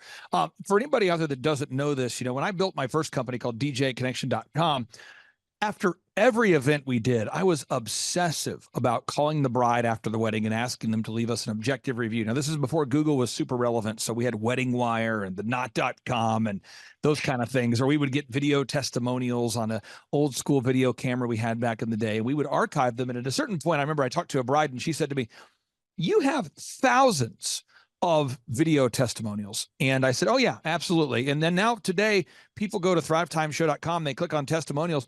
And I had a call I had just the other day with a wonderful man, and he was saying to me, "I was going through your testimonials and I had to stop around like page 30 because I kept looking at the testimonials and I realized there is really no end in sight. I mean, I'm looking at this and there's like years after years after years of video testimonials."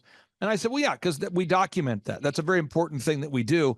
But I want to ask you this question. For anybody out there that's thinking about coming to one of our workshops or scheduling a free 13-point assessment with myself to go over how to grow their company, what would you say, or maybe what kind of impact do you think that business coaching with our program has made on your business?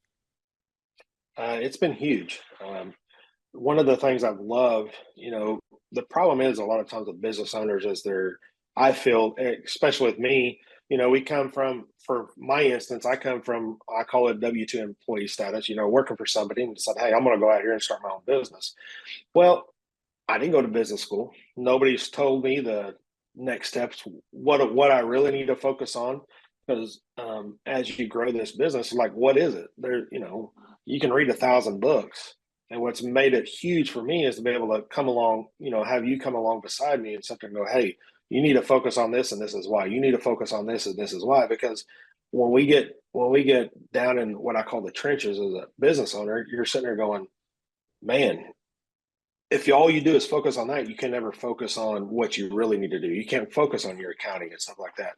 And it's been amazing. It's actually, I don't know how much it's grown my company so far in the last 2 years, but the peace of mind is unreal, because I'm not looking at my numbers at the moment, but it has been huge.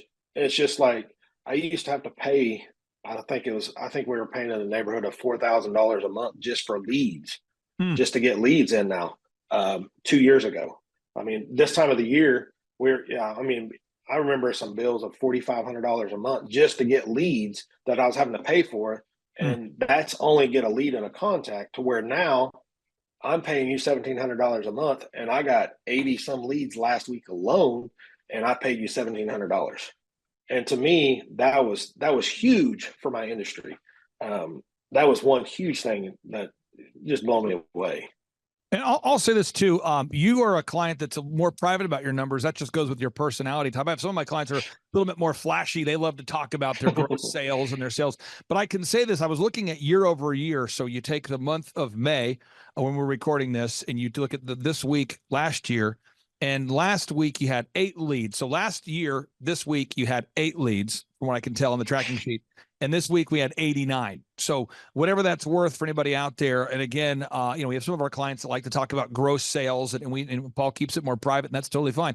So I just encourage everybody out there, you can have a 10-fold increase in your number of leads, your amount of activity. You can do it, but you got to be a diligent doer. You can't just be a hearer of these words. You have to implement what you're learning. And Paul, I really appreciate you for making the Thrivetime Show World Headquarters look incredible. Thank you for the maintenance you provide. Thank you for the work you provide. And again, it's been awesome serving you. So again, thanks for your time today, sir.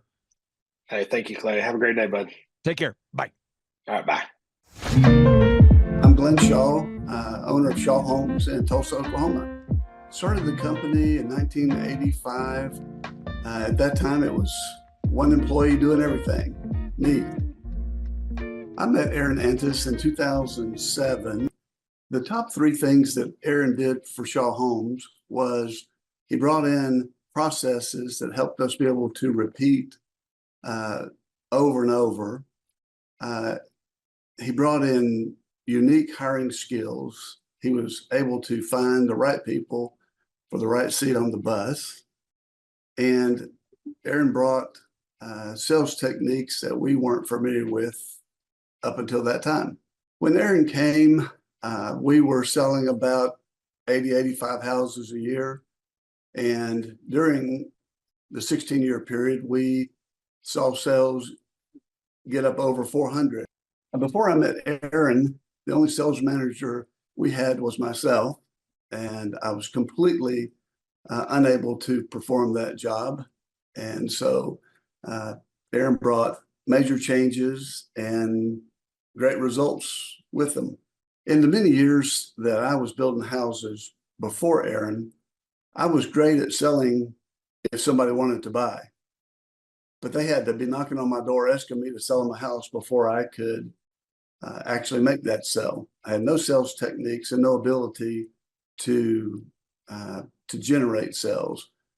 Aaron coming in as a natural salesperson just absolutely transformed that and made the sales experience better for the company and better for our buyers.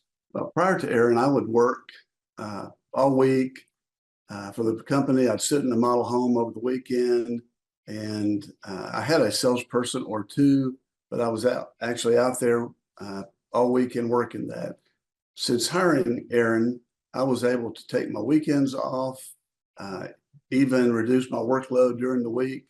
I went from working 60, 70 hours a week to almost a normal workload.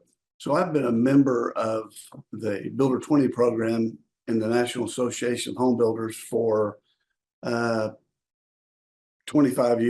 years. And during that time, I've seen a lot of sales managers with the other companies that have been involved. And in my opinion, Aaron is smarter and sharper than any sales manager of any builder that's ever been in our group.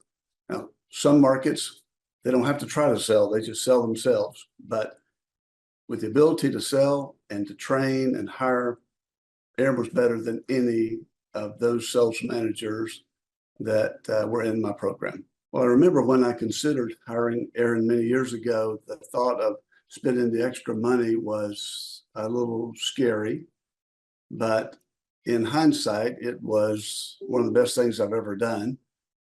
It freed my time, increased our sales, and at the end of the day, increased our profitability beyond my wildest expectations. Years ago, I was concerned that if I didn't do whatever a customer asked me to do, it might be the last house I sold. And so over time, we were able to move away from unlimited customization to pre-designed options. The problem that we were having in those days is that the customer would tell us what they wanted, but they didn't really know what they wanted. And we would deliver exactly what they told us to do, and they wouldn't be happy with it. So as we became more standardized, we give lots of options, but we don't customize. And in the end, that allows us to sell more homes for better margins than spending countless hours trying to customize in just every avenue of the sales process. We get weekly reports on sales, on profitability, on production, and it provides all the manageable tools that I need to review the company from a 10,000-foot level.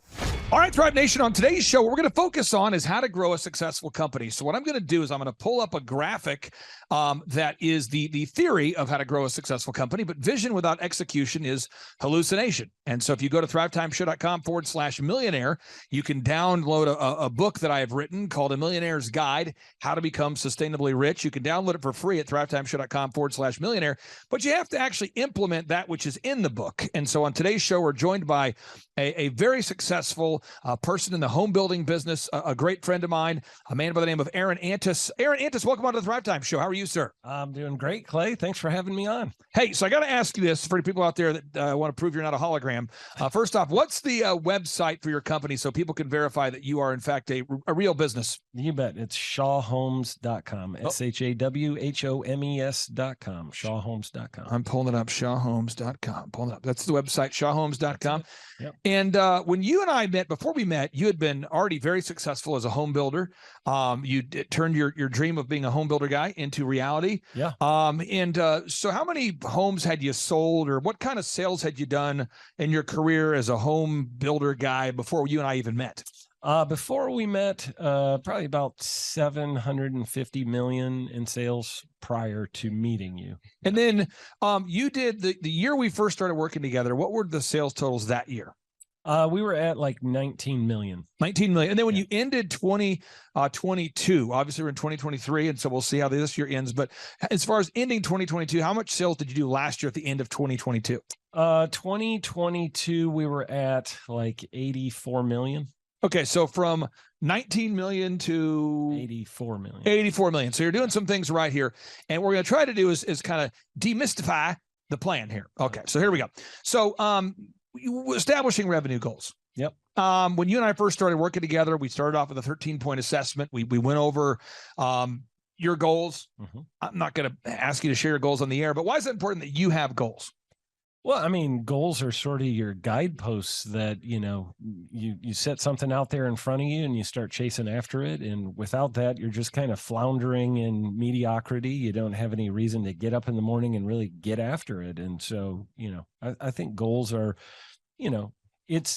you can have lots of different types of goals. And we've talked about a lot of this. We've talked about, having financial goals and having, fitness goals and having friendship goals and just all these different areas. I know you've got the F6, so that's kind of something that, we touched on very early on. You asked me, like, is one of your goals more income or is it more time? And so I said, well, really, at this point, it's more income. And then later it became more time. So, it's changed over the time I've known you since 2016. We're going on 7 years and the income went up considerably. So now it's, turned in the last couple of years towards more time. Now, the break-even numbers, again, I'm not asking you for the numbers on the show, but you guys have a lot of fixed costs. I mean, if you go to shawhomes.com, you've got framers, you have plumbers, you have tile people, you have so many skilled people, you have a full-time sales team, you have an admin staff. And if you don't sell a house, you still have the service of the land, you still have all the overhead. Why is it important for every listener out there to know their break-even point? How many deals they need per month just to break even? Well, yeah, because you're going backwards real quick, and it doesn't take very long if you're at the beginning of your business. It doesn't take very long for you to be in a place where, the creditors are knocking at your door and you're, you can't pay your bills, and all of a sudden you're going to lose all for us, all of our trades, all of our suppliers are going to start backing out. So, you've got to know what that number is that lets you tread water so that, okay, this is the worst case scenario. Everything above that, at least I'm into the profit zone. So, you go out of business pretty quick. Most businesses don't last more than just a few months if they get below that break-even number. So now, folks, again, these might seem like simple steps, but they're all the linear steps you have to take to create time freedom and financial freedom. And if you want to grow your company, this is how you do it. Box number 3, though, is you have to know the hours you're willing to work. Now, your incredible wife is here off camera for accountability. So at any point, she could yell like, "Hey, Matt," or "Boo." But you guys are on the same page with the hours you're willing to work. And you guys, as a couple, I want to brag on both of you. You guys both committed to sacrificing time and energy and a lot of things to get to where you're at in life. Yeah. And then as you had your children, you raised them, you decided to devote time to raising said kids. Yeah. And now that your kids are older, you're devoting time to raising these kids. So it's not like you abdicated being a parent while also growing a company. You did both well. I'd love to get your thoughts on sitting down with your spouse, if you're watching this today, or your significant other, and making sure you're on the same page about how many hours per week you're willing to work. Well, yeah, I mean, you don't want to grow a business to, make a whole bunch of money just so you can split it in half later. Oh, because that's kind of what happens when you don't work out those details ahead of time. And so my wife and I have been married 25 years. We've been together for 4 before that. And so yeah, 26. Did I just say 25? But real quick, I hate to do this to I you. just got in trouble. I hate this. Your wife just turned 27 on Thursday, and what you said is 100% false. Okay, so the unique value proposition here. Now let's talk about this. Whether it's growing a home building company or a dog training business or a haircut chain or a carpet cleaning franchise or whatever business we're involved in helping to grow, you have to sit down as a listener out there, as a business owner. You got to figure out what makes your company unique. Absolutely. So I want to ask you, what makes Shaw Homes unique in the marketplace with other home builders? Yeah, we have more furnished and decorated model homes than any other builder in the market. So, a lot of times people, when they walk into a home and they're trying to decide if they like the floor plan, the layout, whatever, most builders in our market have an empty house that they walk into. It's just kind of echoes when you walk through it. There's no furniture or anything. And we completely, as you can see in this little video here, we completely furnish and decorate it, make it beautiful. We are the most award-winning builder in the state of Oklahoma. We've won like 5 times as many awards as any other builder in the market. So definitely that is one of our big, takeaways. And I'm going to throw you under the bus real quick, and I don't mean to do this super passively aggressively. It'll just be more of a subtle passive aggressive. When I met you, you guys had all these awards, but no one knew. That's true. It was like this weird, bizarre thing where you had all these awards. I remember talking to you, and I'm like, what makes you guys different? And you're like, we do a good job. And you're being nice about it. You're a good salesperson. But I said, well, tell me about the awards. And you're like, well, we got this award, that award. This is true. This award, like 45 minutes later, it's like that award. This award, I need to shave now. This award, that award, I need to go brush my teeth. This award, that award, I want to go mow the lawn now. This award, that award, I'm thinking about retiring. This award, my kids are turning 18. I can see it. This award, you're just going, and this award, and that award. And so we put those on the website, and that helped. And the other thing you guys we needed to change was all these people were saying great things, but we didn't have video reviews of them saying it on camera. Right. So it was like your online reputation didn't match your real world reputation. You had so much good momentum there, and so many people loved you guys. And now you guys have, would you say, 100 video reviews? Oh gosh, I would say more than that. We have a lot. And every week you could just keep scrolling and scrolling and scrolling. I was scrolling. And this is actually all that's on this page. If you go to our YouTube channel, we have way more than this. So yeah. So again, and this is all the stuff. You're going to grow a successful company, folks. Step 1, you got to figure out your revenue goals. Step 2, you got to figure out your break-even goals. Step 3, sit down for an hour of power. Sit down with your spouse. Make sure that you guys are on the same page of your hours you're willing to work. Step 4, unique value proposition. Figure out what it is that makes you unique. And we have an in-depth guide that you can download for free at thrivetimeshow.com/millionaire if you get stuck. Next box, you got to improve your branding, your website, your one sheet, in your case, model home presentations, business cards, social media branding. Everything that a customer sees needs to be first class. And I was talking to a guy named Ronnie Morales today, and it's Morales Brothers. I think you met him at a conference. He told me this, and I'm not slamming Ronnie. Ronnie, if you're listening, I'm not slamming you. This is the real thing. Ronnie said he listened to our show for 7 consecutive years before ever reaching out. And now he's reached out and he's up 57% in about 8 months. That's awesome. And we're going to put his story on part 2 of today's show because he's in Texas and he's 7 years behind you. Yeah. But he's doing a great job. What do you think that thing is where people have bad branding and they are not, we're not aware of it? Is it someone hasn't brought it to our attention? What causes bad branding? The number one thing I hear business owners say is, well, I don't really need good branding because I sell everything by word of mouth. Oh yeah, baby. Like, I've got such an incredible reputation. You do. That everybody just comes to me by word of mouth. Yeah. And then it's like, okay, yeah, but how much business did you do last year? Well, not very much. And, I'm really unprofitable, but I've got great, reputation out there and I get a lot of word of mouth. So when people switch over to starting to improve branding, I know you helped us a lot with that in just creating a lot better looking website, creating we've got an office environment now that is, when people walk into our model home, they are blown away. We truly wow our customers when they come to our model homes. Yep. It's a one-of-a-kind experience in the state of Oklahoma. And the process of that, just going through branding it so that it looks really top notch. And, that includes everything from, marketing to all of your senses and everything else. So it just really brought us to another level. And when the customer comes in and experiences us after having walked through other builders' homes, they usually come in and go, you guys are just on a whole nother level. It's sights, sounds, smells, experiences, everything that your customer sees, they're grading you on. And you might not know that they are even judging you because they're not filling out the form. And I have a funny story to share with you that's kind of sad. I was working with a fitness guy years ago, and I'm not going to tell you what state he's in or what city, folks. But I know you want to know, but I'm not going to tell you. And he filled out the form because his wife wanted him to schedule a 13-point assessment. He did not want to. Yep.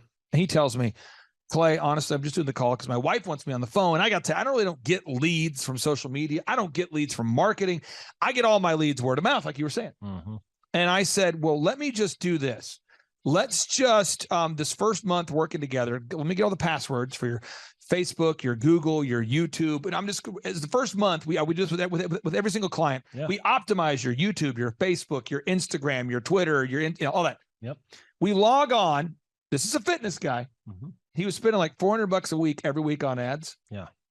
And he hadn't known, he wasn't aware that every time a lead came in, it got stuck in Facebook and went to an email address that he wasn't checking. Whoa. So think about this. That's not good. And it's like 15 to 20 leads a week for years this guy had. That's not good. And he didn't even, and so I'm going, you're spending, $20,000 a year on ads that you're not getting anything from. And are you aware that the phone number on your site rings to a phone that's no longer a real phone? And I'm serious. This was real. And then he had before and after photos where somebody had the idea of let's get before and after photos. Where you interview someone before they start working out. Yeah. But then they never completed the thought. You know what I'm saying? I do. Where it's like they interview them about getting in shape. Yeah. But then they never actually aired the part where they're in shape. Oh no. So it's just sort of like an interview with people that are not in shape. And I'm like, and again, he's busy guy, busy entrepreneur. That kind of stuff is very common. It's kind of laughable if it's not your company. Yeah. But okay, next box. You got to determine your customer acquisition costs. How much does it cost you to get a customer? So Aaron, you guys run ads on Google, on Facebook, on retargeting ads. You have massive signage. There's a lot of stuff you do. Yep. Why is it important to know how much it costs you at the end of the day to get an actual new buyer of a Shaw home? Well, because if you want more of those, you know what it costs to go generate more of those. And it's a cost where it's like, okay, well, I'm down in sales this month or this quarter or whatever, and I need 4 more sales to make it a good quarter here before the end of the quarter. And it's like, I know I can go put money into that and it's going to cost me X number of dollars per customer to get there. And so then it's just a matter of, do I want to spend that money to get to that point? So, for us, it's, a pretty high number because it's a big ticket item, but for some people it might be, very small to get that, each customer. But for us, it's, you got to know what the number is because ultimately that goes into the price of your product and whatever you sell. We're doing homes. That is one of our line item costs in our homes. That's what costs. Yeah. Now, if you go to any of the businesses that I'm involved in, you go to eitrlounge.com/staff. I put in the password here. Once I put in the password, I have all of the documents needed to run the company, and they're all saved. So the checklist for the manager, the opening checklist for the assistant manager, the bathroom cleaning checklist, everything needed to grow the company's all in one place. And therefore, the business, everybody who works there knows where to go to find those documents. This is the kind of stuff that fires me up and it makes other people crazy. Oh, yeah. So with the conferences we do, if we ever do a conference that's out of town, I have a checklist of stuff I print out. I know it seems kind of crazy for people, but this is real. I print it out and it's like, okay, socks. If I'm gone for 4 days, I want to have 12 pairs of socks. Why? Because it could be hot. I don't know. Could get wet. I don't know. I have a list of, deodorant and socks and shaving, and I have a laptop and a backup laptop, and I have patch cables and XLR cables, and we bring 3. You've seen all this stuff, but it's multiple monitors, backup monitors. It's backups for everything. When you guys build a Shaw home, you're not moving off of guesswork. There's blueprints, there's plans, there's systems, so houses don't fall down. There's somebody out here listening right now that doesn't have systems in place. They don't have checklists. Oh, yeah. They don't have it, and so they have to think about everything all the time because if not, they forget a step.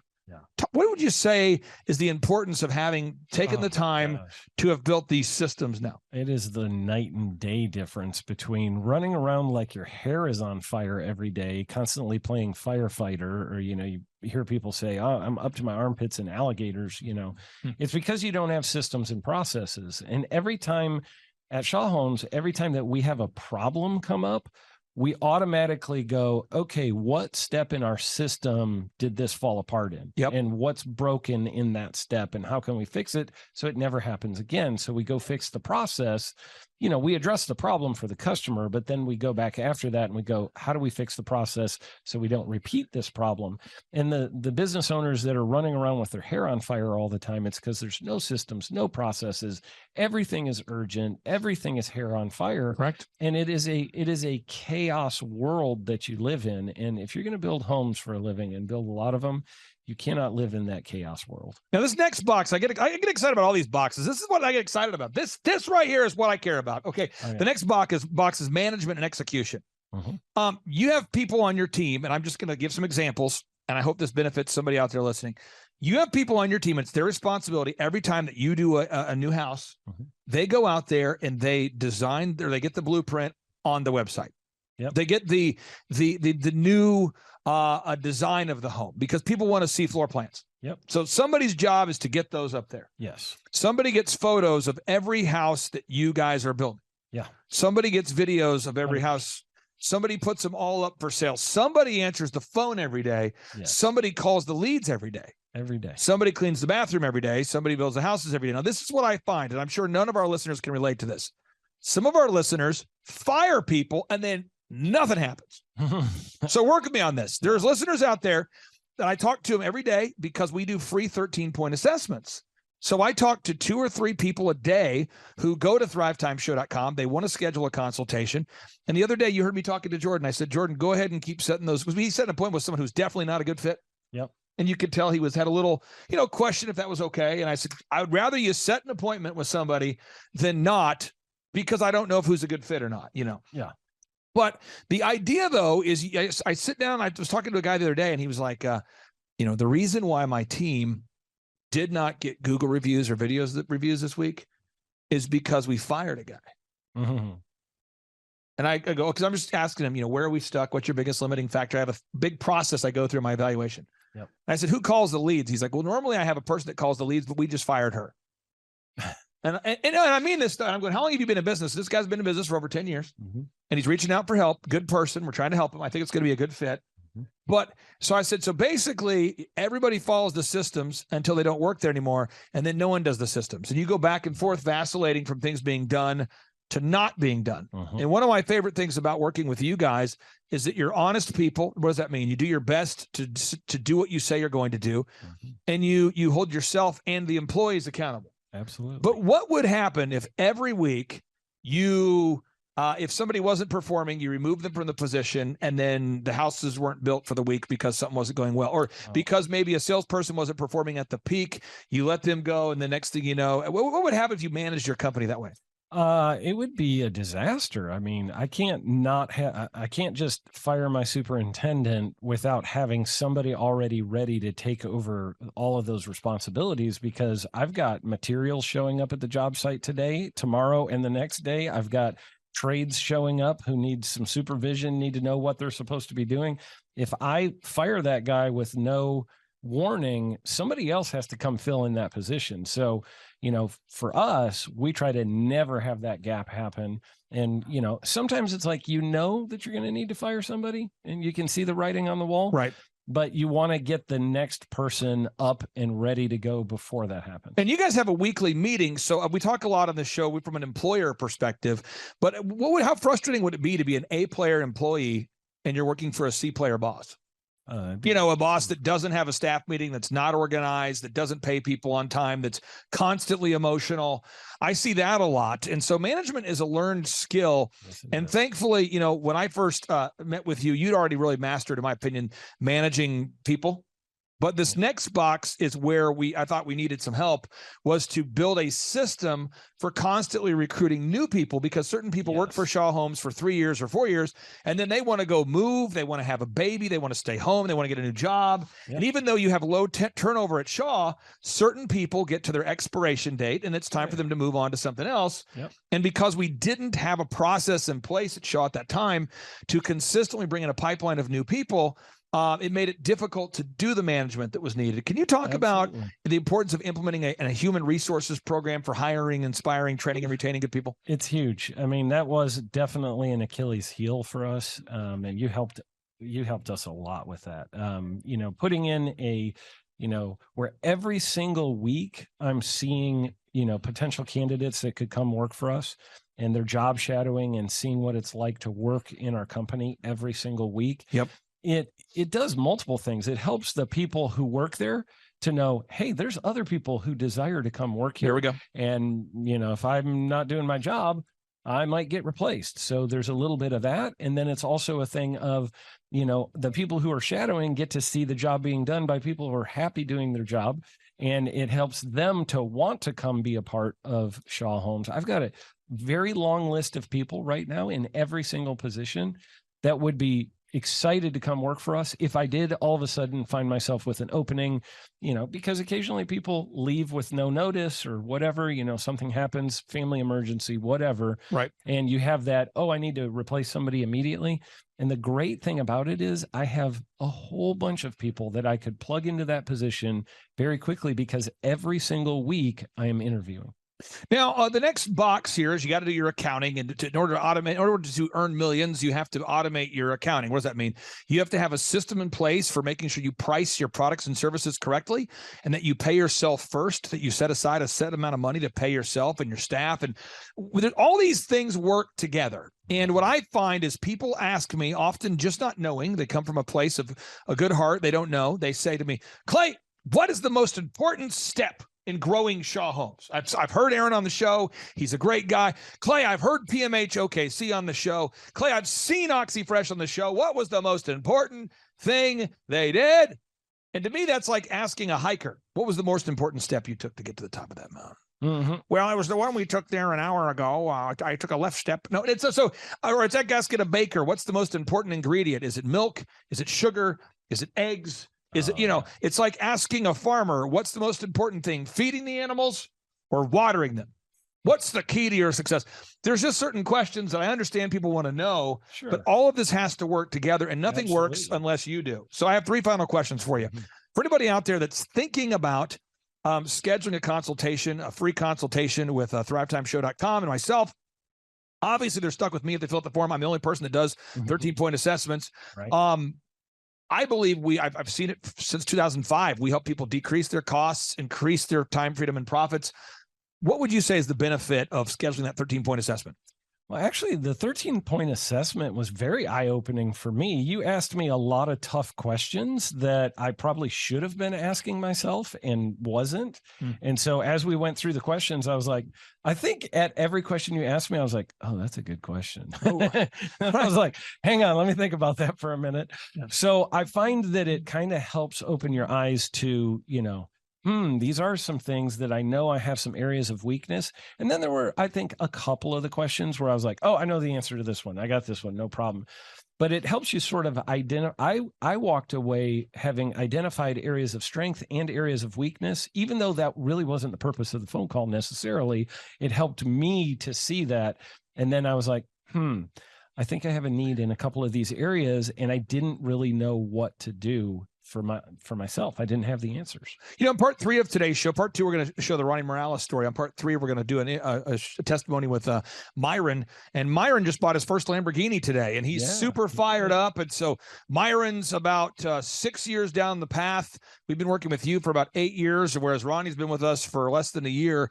And it's at a certain point that we have to take action. Knowledge without application is meaningless. What would you say to somebody who's like, it's $1,700 a month, and I'm spending that much right now on random ads and that much money on random regrettable purchases at the gas station, and a lot of iTunes I'm downloading. I'm spending $1,700 a month on various things, and I don't know if I can afford it because I've just bought another vehicle that I can't afford, but I'm leasing it. What would you say to anybody who's kind of on that fence? I would say you need to do it. It has been a game changer for us. I don't know why you would sit there and think $1,700 a month is too much money to spend. Go find the money somewhere. Go empty out your sofa cushions. Go sell the stuff that you have in your house that you're not using. Go get, whatever you need to do to get to that place. You need to find that $1,700. And I will say this, that cost was very quickly replaced with the extra money we were making. And I've actually seen, because I've been around you for a long time, I've seen a lot of your clients come in and right off the bat, they're real nervous about, am I going to be able to, because maybe they're a smaller company or whatever. Right. And they're like, I'm wondering if I'm going to be able to handle this $1,700 a month. And then I see them 6 months later and I'm like, how's it going now? And they're like, man, we're just hitting record after record. I have referred several business owners and they're doing great, that are killing it. And that, I'll give one example. I won't name the person, but I did send one of my very good friends to you who was on the verge of losing his business because he just wasn't able. He had bought another one of the shops of what he does. Yep. He opened it and it was not profitable and it was going to take under both of his shops. And I sent him over to you. And I remember about 3 months later, I asked him, how's it going? And he goes, man, we just had a record-breaking month. This was amazing. And by the way, said person just hit another record-breaking month, just so you know. Yeah, and I know right now, not only does he have way more income, but he has a lot more time freedom because he's been working with you for many years now. And so it changed his life just like it changed my life. I would say if you're thinking about, doing a 13-point assessment, stop thinking, dial the phone, pause this video, make the phone call, reach out to Clay, get it started right now. Now, final question I have is, I think people look at oxyfresh.com and they go, man, there's 500 locations now. Yeah. They look at Elephant in the Room and they go, there's 5 brick and mortar locations now. They look at Shaw Homes and they go, these are big success stories. Yeah. I don't know that I can do it. What would you say to somebody out there that just feel like they might not have all this stuff they're going to learn is going to be over their head, too complicated? What would you say? I would say the information, the ideas are easy. It's the application that is difficult for people. The ideas that you share, there's nothing that's like, oh my God, I don't have a PhD, therefore I can't do it. I feel like it's all very, very simple stuff, but it is a lot of action to get traction. And you got to get the action going. And I think if somebody has diligence and discipline or can learn diligence or discipline, they're going to do extremely well. And it's not about education. It's about action. Now, Aaron, I got one thing I want to say, and then we'll kind of wrap up today's show, okay, with a boom, because boom stands for big, overwhelming, optimistic momentum. And that's what's required to have success. People watching this, they're going, wow, Aaron, he looks like a normal guy. Well, that's true. They say, well, he sounds like a normal guy. Sounds like an all right guy. That's true. But the one thing you can't quite picture on the show, and I want to just give that gift to you folks who are watching, is Aaron smells tremendous. It's like if you had smell-o-vision, if you could just get up there and just smell that, it's incredible. And it's really, it's his aroma that allows him to achieve massive success. So if you're out there and you're going, what's the secret sauce? It's not a sauce. It's more of just a smell. So I don't know if you qualify to have the kind of success he has unless you smell like he smells. It's a really tremendous smell. Okay, let's end this thing with a boom. Here we go. 3, 2, 1, boom. JT, do you know what time it is? 4:10. It's Tebow time in Tulsa, Jerusalem, baby. Tim Tebow is coming to Tulsa, Oklahoma during the month of Christmas, December 5th and 6th, 2024. Tim Tebow is coming to Tulsa, Oklahoma in the 2-day interactive Thrivetime Show Business Growth Workshop. Yes, folks, put it in your calendar. This December, the month of Christmas, December 5th and 6th, Tim Tebow is coming to Tulsa, Oklahoma in the Thrivetime Show 2-day interactive business growth workshop. Whoa. We've been doing business conferences here since 2005. I've been hosting business conferences since 2005. What year were you born? 1995. Dude, I've been hosting business conferences since you were 10 years old. And a lot of people, have followed Tim Tebow's football career on the field and off the field. And off the field, the guy's been just as successful as he has been on the field. Now, the big question is, JT, how does he do it? Well, they're going to have to come and find out because I don't know. Well, I'm just saying, Tim Tebow's going to teach us how he organizes his day, how he organizes his life, how he's proactive with his faith, his family, his finances. He's going to walk us through his mindset that he brings into the gym, into business. It is going to be a blasty blast in Tulsa, Jerusalem. Folks, I'm telling you, if you want to learn branding, you want to learn marketing, you want to learn search engine optimization, you want to learn social media marketing, that's what we teach at the Thrivetime Show 2-day interactive workshop. If you want to learn accounting, you want to learn sales systems, you want to learn how to build a linear workflow, you want to learn how to franchise your business, that is what we teach at the 2-day interactive Thrivetime Show business workshop. You know, over the years, we've had the opportunity to feature Michael Levine, the PR consultant of choice for Nike, for Prince, for Michael Jackson. We've had the top PR consultant in the history of the planet has spoken at the Thrivetime Show workshops. We've had Jill Donovan, the founder of RusticCuff.com, a company that creates apparel worn by celebrities all throughout the world. Jill Donovan, the founder of RusticCuff.com, has spoken at the 2-day interactive Thrivetime Show business workshops. We've had the man who's responsible for turning around Harley Davidson, a man by the name of Ken Schmidt. He has spoken at the Thrivetime Show 2-day interactive business workshops. Folks, I'm telling you, these events are going to teach you what you need to know to start and grow a successful business. And the way we price the events, the way we do these events, is you can pay $250 for a ticket or whatever price that you can afford. What? Yes! We've designed these events to be affordable for you, and we want to see you live and in person at the 2-day interactive December 5th and 6th Thrivetime Show Business Workshop. Everything that you need to succeed will be taught at the 2-day interactive Thrivetime Show Business Workshop, December 5th and 6th in Tulsa, Oklahoma. And the way we do these events is we teach for 30 minutes, and then we open it up for a question and answer session so that wonderful people like you can have your questions answered. Yes, we teach for 30 minutes, and then we open it up for a 15-minute question and answer session. It's interactive. It's 2 days. It's in Tulsa, Oklahoma. We've been doing these events since 2005, and I'm telling you, folks, it's going to blow your mind. Yes, ladies and gentlemen, the Thrivetime Show 2-day interactive business workshop is America's highest rated and most reviewed business workshop. See the thousands of video testimonials from real people just like you who've been able to build multi-million-dollar companies. Watch those testimonials today at thrivetimeshow.com. Simply by clicking on the testimonials button right there at thrivetimeshow.com, you're going to see thousands of people just like you who've been able to go from just surviving to thriving. Whoa. Each and every day, we're going to add more and more speakers to this all-star lineup, but I encourage everybody out there today, get those tickets today. Go to thrivetimeshow.com. Again, that's thrivetimeshow.com. And some people might be saying, well, how do I do it? What do I do? How does it work?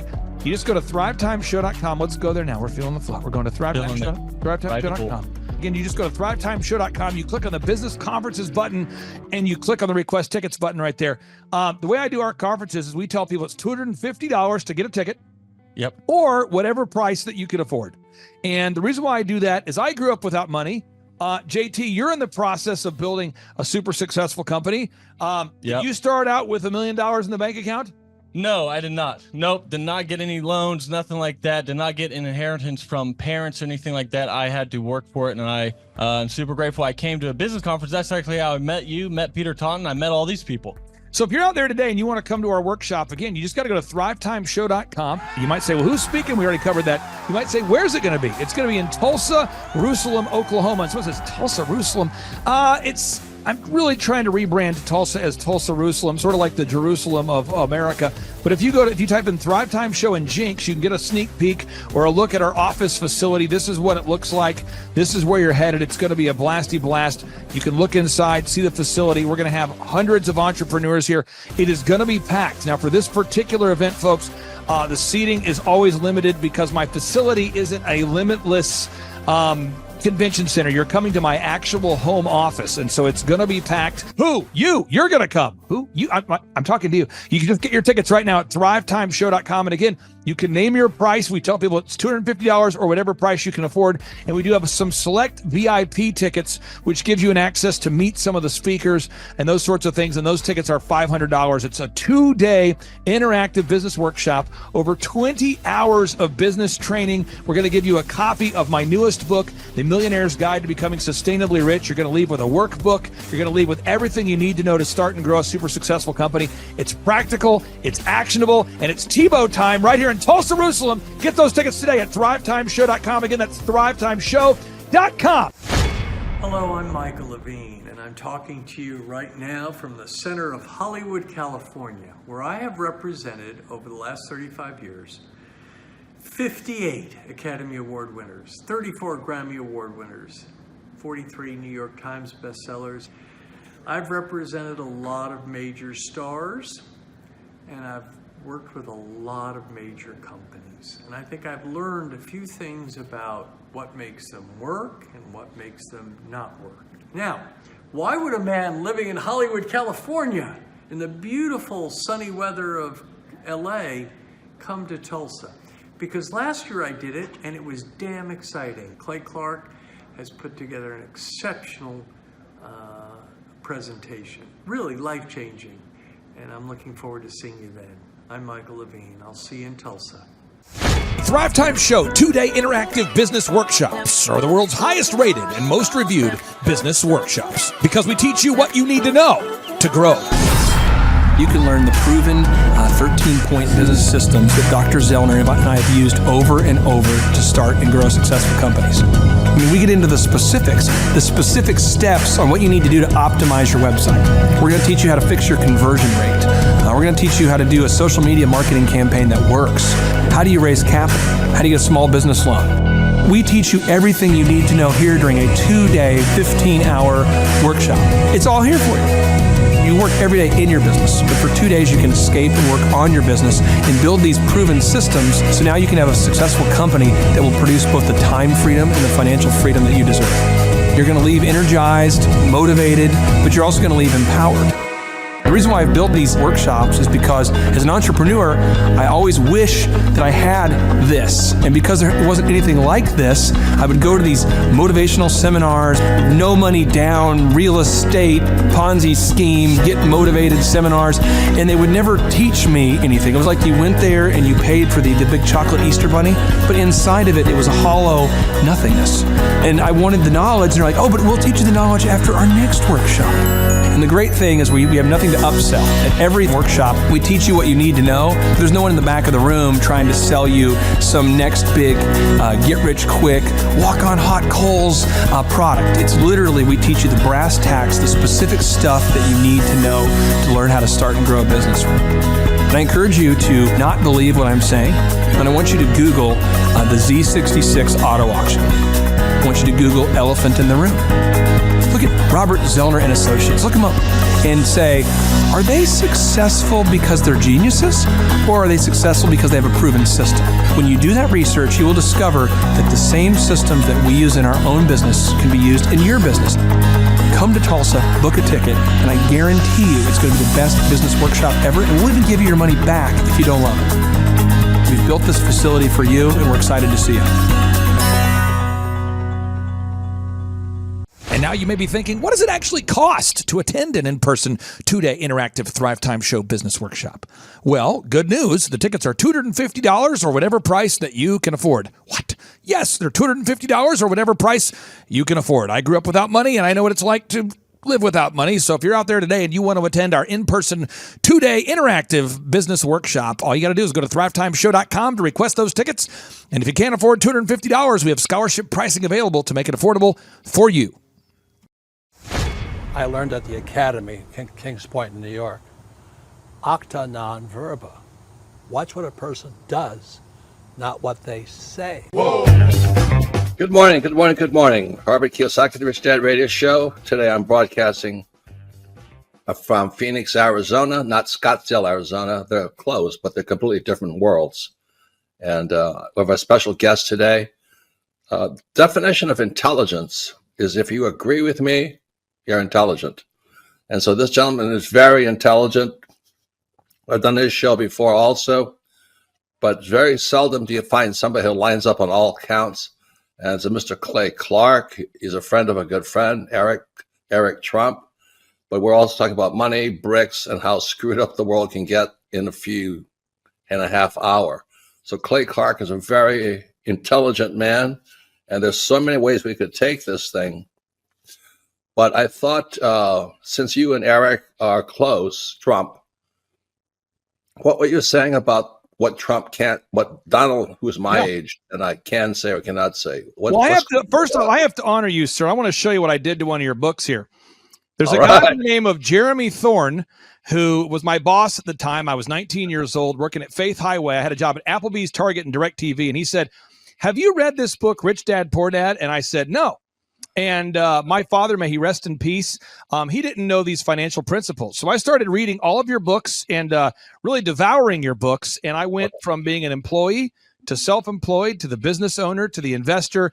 And I owe a lot of that to you. And I just wanted to take a moment to tell you, thank you so much for allowing me to achieve success. And then I'll tell you all about Eric Trump. But I just want to tell you, thank you, sir, for changing my life. But not only that, Clay, thank you, but you become an influencer. More than anything else, you've evolved into an influencer where your word has more and more power. So that's why I congratulate you on becoming. Because as you know, there's a lot of fake influencers out there too, or bad influencers. Yeah. So anyway, I'm glad you and I agree so much, and thanks for reading my books. Yeah. That's the greatest thrill for me today. Not a thrill, but recognition is when people, young men especially, come up and say, "I read your book, changed my life. I'm doing this, I'm doing this, I'm doing this." I learned at the Academy, Kings Point in New York, acta non verba. Watch what a person does, not what they say. Whoa.